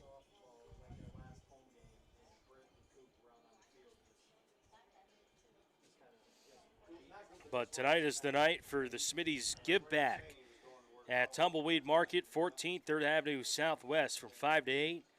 Smitty's moms, friends, and family stop into Tumbleweed Market to prep all your baseball accessories for state. A percentage of proceeds will be given back to a charity of the Smitty's choice. They will vote at the event tonight. You can join as they partner with local vendors and do the first ever Smitty's and Friends Give Back. Stop in for free will donations, snacks and drinks, as well as baseball jewelry, hat bar, permanent jewelry, swag shop, t-shirt, booth, and more. Plus, you can bring the vehicle you're bringing to state to be decorated. That's 5 to 8, Tumbleweed Market, 14th, 3rd Avenue Southwest. Also today at the ballpark, Hacky Sack Day. Bring your hacky sack, and people have shown off your skill. I don't think I've seen a hacky sack yet, but it is Hacky Sack Day here at the ballpark.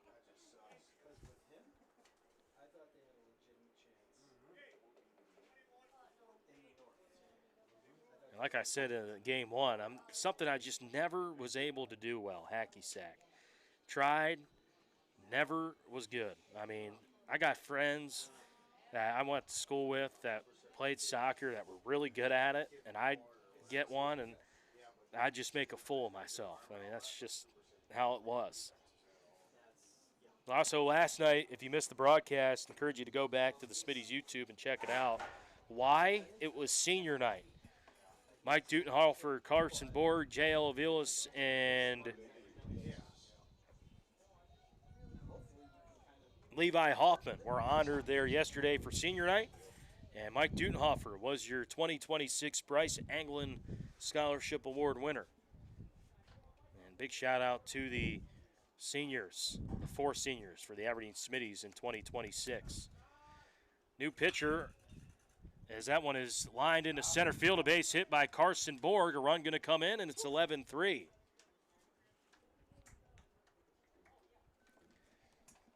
Important to note here, Borg would make it a 10-run game there at first.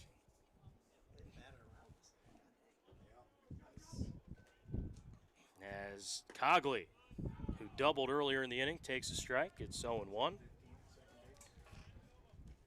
New pitcher is Trip Donut on the hill. 0-1, that's swung on. And quickly 0-2 here to Cogley, just a little bit out in front. Smitties have struck for 7 here in the inning. It's 11-3, the 0-2 pitch. That bounces to the plate. Good block out by Wiesma, the catcher. That's Tucker Wiesma. And the count is 1 ball, 2 strikes. Again, playoff baseball begins next week for the Smitties. 21st, 22nd, and 23rd regions. 1-2.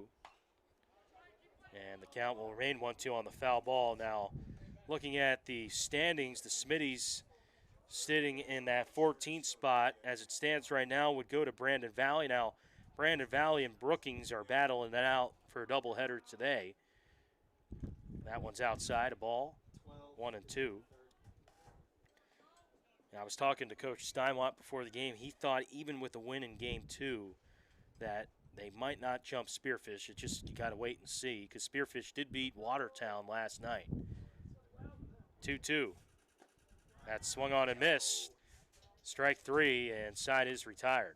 Smittys strike for 7 in the bottom of the 4th. They lead by 8, 11-3 as we head to the 5th at Fossum Field. We'll be back in a moment on your home for the Aberdeen Smitties, the Smitties Media Network.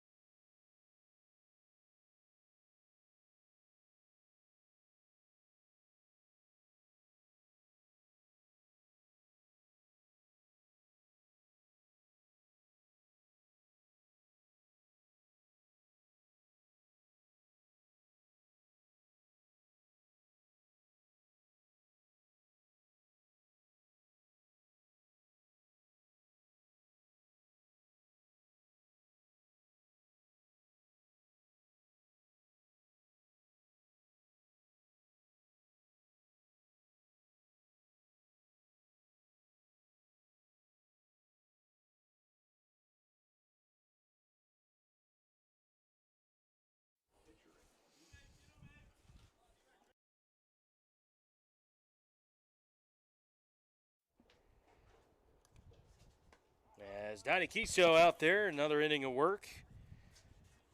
On the top of the 5th inning, long inning there for the Smitties. They score 7 runs. They let 4-3 going into the inning, and bats got hot, and Kiso is ahead 0-2.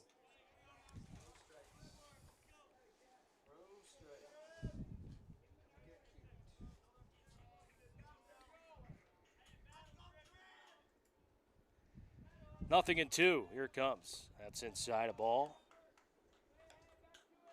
Trip Donut here, the batter.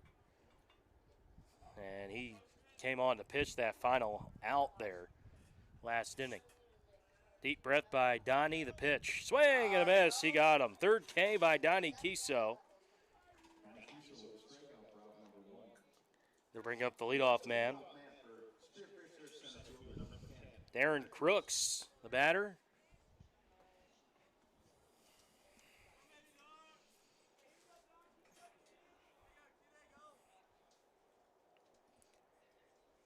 So Crooks will dig in here in the 5th with 1 out, and Kiso has struck out 3. That one is way outside, all the way to the backstop, 1-0. Jackson Post started the game. Went a couple innings. And Donnie Kiso has been on since. Smitties have scored at least 1 run in every inning, including that 7th spot in the 4th. Ground ball to Soderlund, bobbles it, throws it to first, and they got him. Soderlund sticks with it, and a nice stretch there by Dutenhofer to get the out, but Soderlund, he stays with it and gets the out.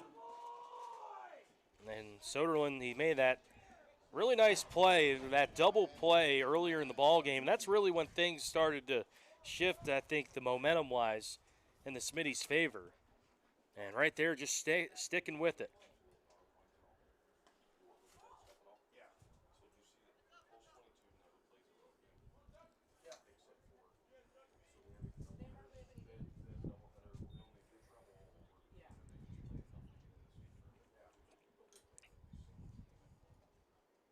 One 0. It's outside a ball.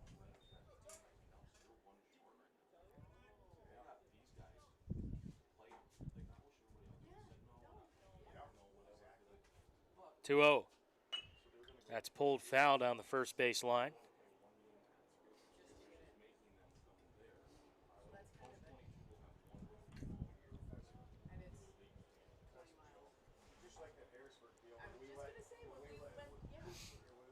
So count 2-1 here to Wiesma. And the pitch from Kiso. It's up high, a ball. Counts 3-1. 2 down here in the 5th. Final games of the season here for the Smitties. Spearfish, they will play post 22 on Saturday. That's a single game at home, as that one is outside ball 4. He walked them.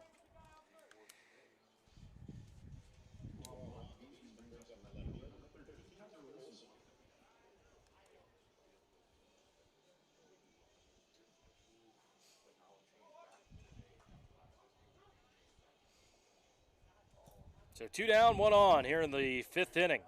And the batter here is Walker Wiesma.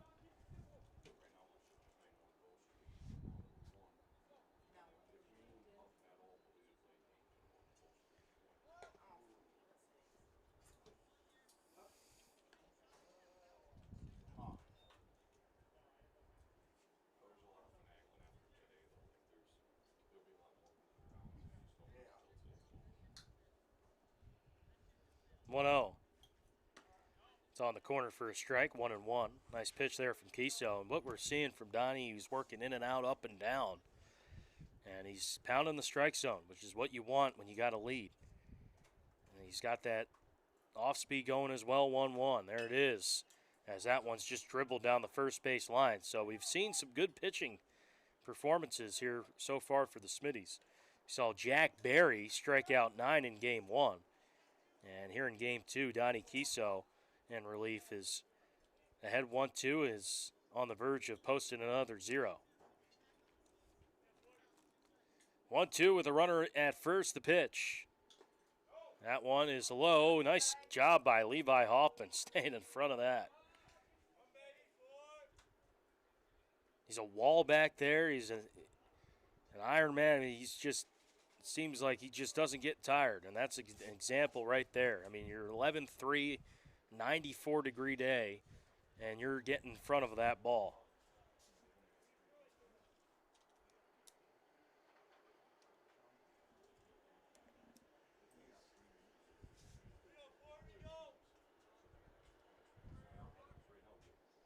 Two. That's low and away. The count is 3 balls, 2 strikes. So coming into today, you know, just looking at some of the matchups that we could see next week. Number 1 seed right now is Rapid City Post 22 is the 3-2 coming up. Here it comes. Runner goes. Walked him, ball 4. So runner's now at second and first. Some matchups we could see here in the postseason for regions next week. Obviously, you got some games going on today. But this was coming into today.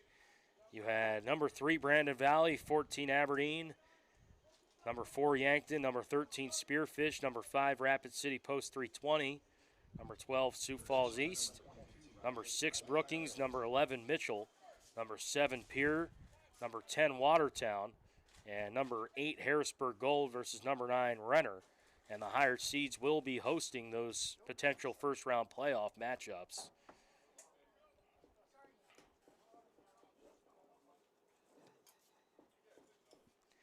So after the first 2 get on, 2 walks, and here is Olson, the batter.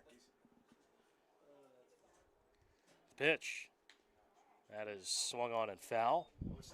Looking at some of the games, it was Watertown defeating Post 74 last night. There is Post 74 and Brandon Valley played today at 5 for a doubleheader. And the 0-1. That is hit on the ground to third.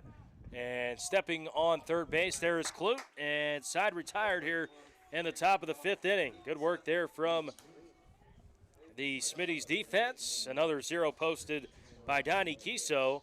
And if the Smitties score 2 here in the bottom of the 5th, they will go on to win this one. 11-3 as we head to the bottom of the 5th at Fossum Field on the Smitty's Media Network.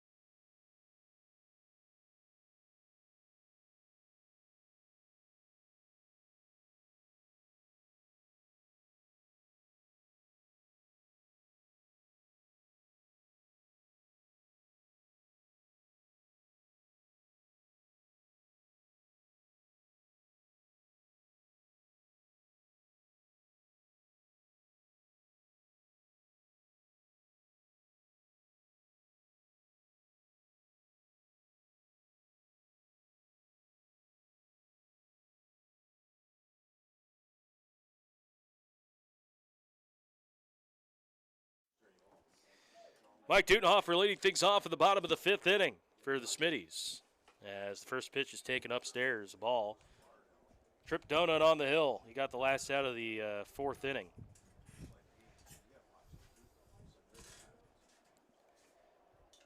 And the 1-0 pitch. That's hit on the ground to short. Slow roller takes a weird hop, and Visma keeps that one alive there as the hop took a bounce. We've seen that a couple times this year. Known as the Fossum hop, but that one right into the glove of Visma.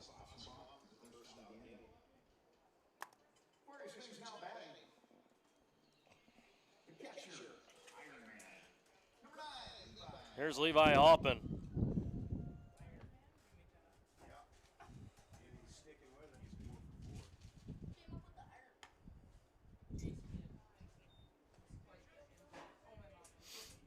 Pitches up high, 1-0.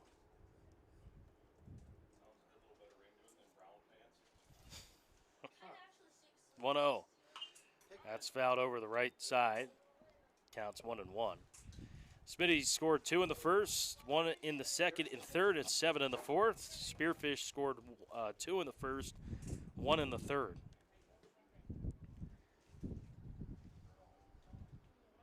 One. It's outside. 2 balls and a strike.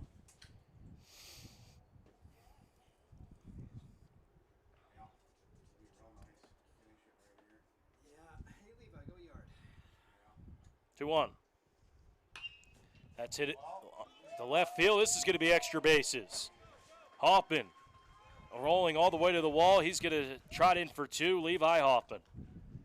Wow, what a performance he's had here in game 2. Another hit for him, leading things off in the bottom of the 5th.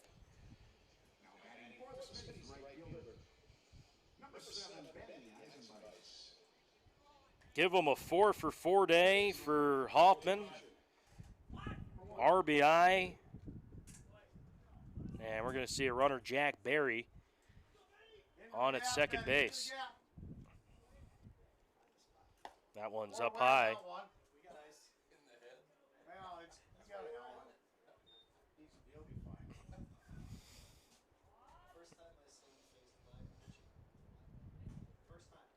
One 0. That's high and outside a ball. 2 balls, no strikes.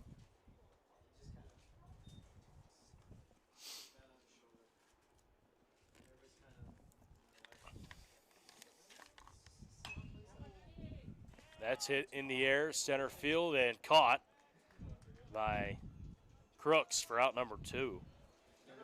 And Deshaun Rivera will dig in. Rivera hit it hard last time, just right at a guy.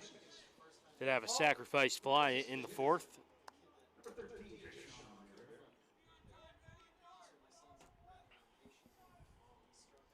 First pitch, it's in there for strike 1, 0-1.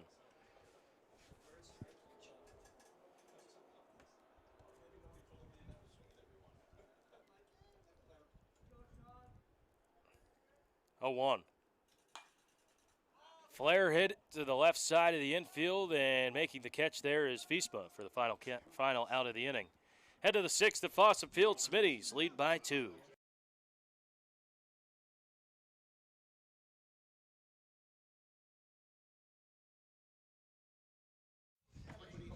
Or Smitties lead by 8 as we head to the 6th. It's 11-3. Back in a moment.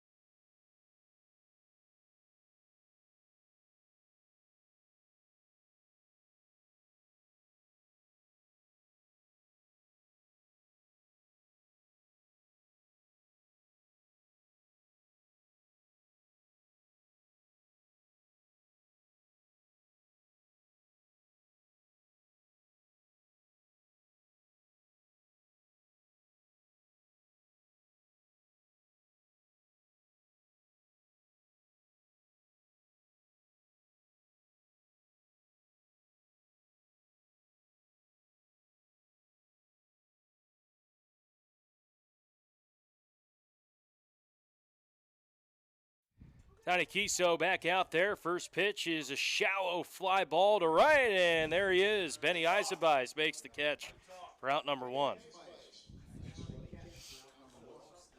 6th inning here at Fossum. And Kiso, he's been brilliant on the hill. As Bray will dig in the batter's box here for Spearfish.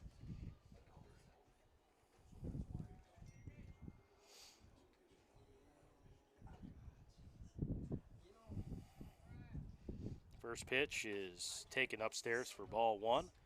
Kiso with 34 pitches. And Bauer an 0 for 2 here in game 2. 1-0. That's a flare, foul ground, and Dutenhofer will make the catch for out number 2. So Kiso really working efficiently here. 2 quick outs, and that'll bring up next batter in the lineup here for Spearfish. This is Jack Sharp.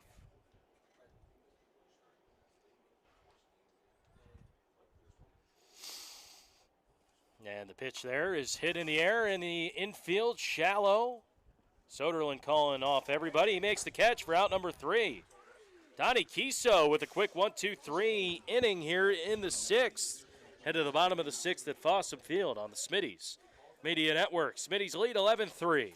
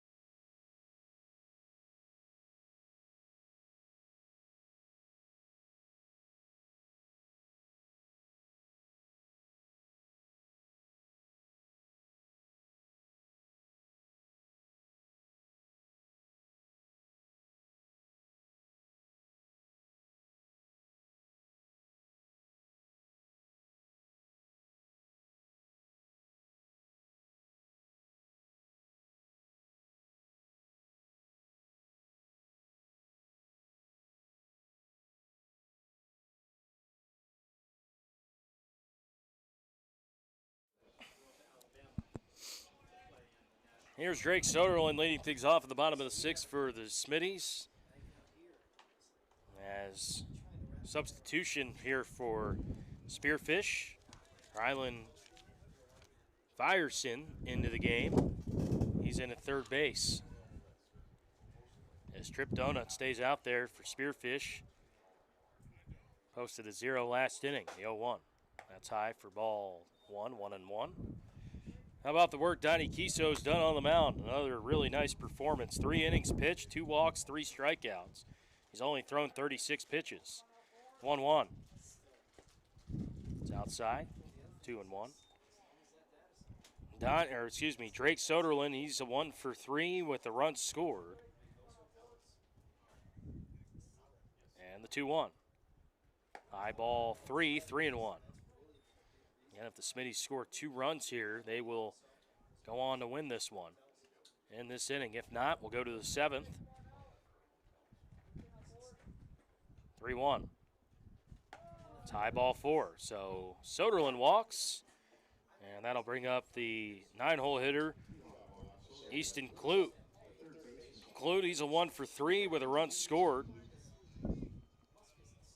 Smitty's got 16 hits today. And a combined 20 runs in the 2 games, as that one is drilled foul just a tad early there. Got a barrel on it, though, and ripped it down the left field line. The Smitty's got 16 hits to Spearfish's 2. 3 errors in the field for Spearfish. 0-1.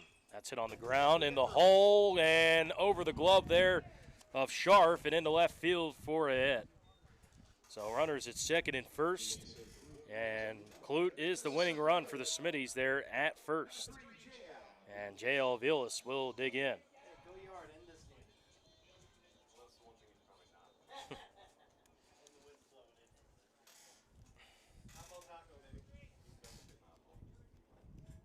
And the pitch to JL, taking all the way there, pitches up.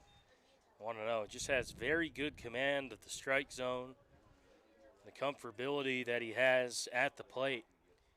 Knows the zone, doesn't chase. 1-0. Pulls that one down the first base side, off the glove, and everybody's going to be safe and the bases are loaded.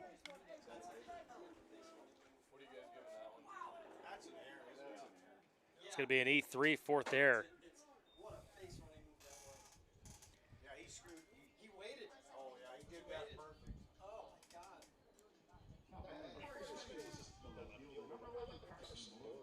Here's Carson Borg. Winning run there at second. As that one is a strike. 0-1. Borgie's a 2 for 4 with 2 RBIs and a run scored. That one in the dirt low, and it's 1-1. Smitty's in this inning have gone walk, single, error. 1-1. That's high. Ball 2. 2 balls, no 1 strike.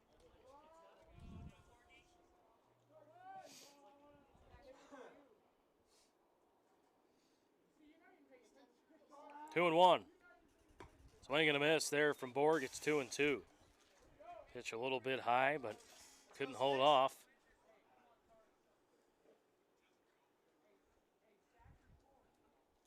2-2. Fouls that one, and that's what going to go out of play over the bleachers right side.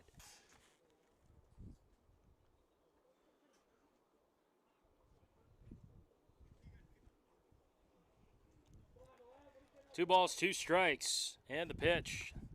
It's high ball 3, 3-2.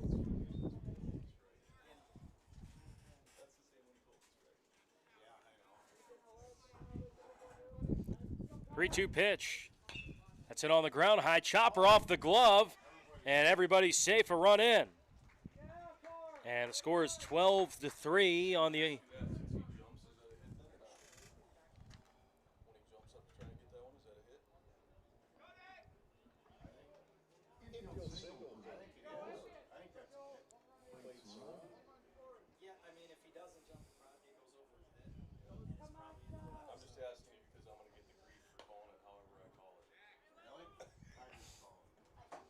Counts 1-0 here to Cogley.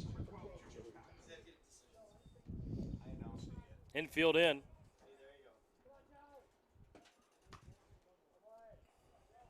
That's a ball, 1-0. Middle of the order, we've said it, you know, this Smitty's lineup. 1-0 is swung on a miss there, 1-1. The way they're swinging the bat, you think, you know, they could play with anybody. It's just about what they do defensively, pitching-wise, defensively. You know, it's been the story this year. We've had Coach Steinwant on the show, and he said, hey, it's that one inning.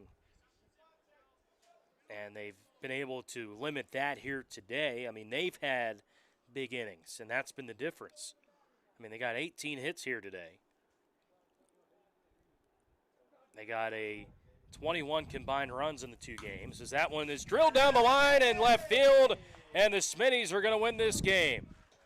They're going to sweep the doubleheader, the first doubleheader sweep.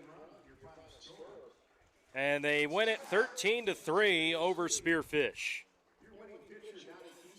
Donnie Kiso picks up the W on the hill.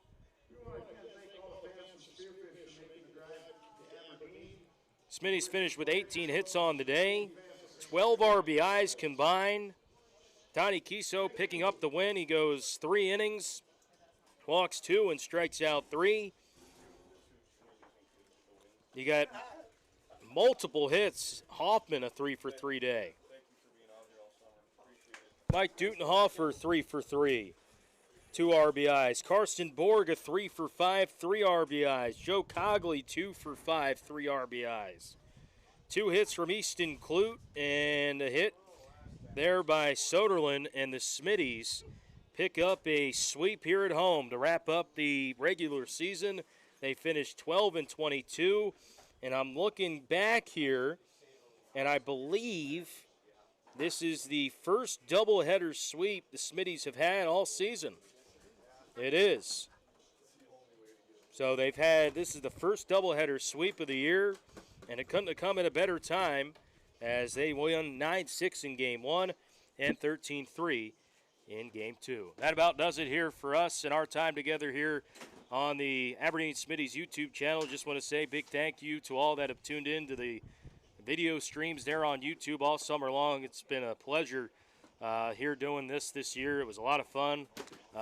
And again, appreciate you guys listening to the feedback and the support I've gotten from some of the folks out here at Fossum Field. Some of the parents have been very nice, and I appreciate all of the positive feedback that I've gotten this summer. So again, just want to say thank you for all tuning in, and we'll be following the Smitties here throughout the playoffs. They got the region tournament beginning there next week, and just kind of looking at the schedule, Smitties could possibly go up to 13, or they're going to stay at 14, and we'll just kind of have to wait and see. But those matchups are the 21st, the 22nd, and 23rd for the regions, and we'll just kind of have to wait and see what the schedule shakes out. But anyway, have a great rest of your Thursday. Have a great rest of your summer. We'll talk again soon. This has been a presentation of Aberdeen Smitties Baseball on the Aberdeen Smitties YouTube channel.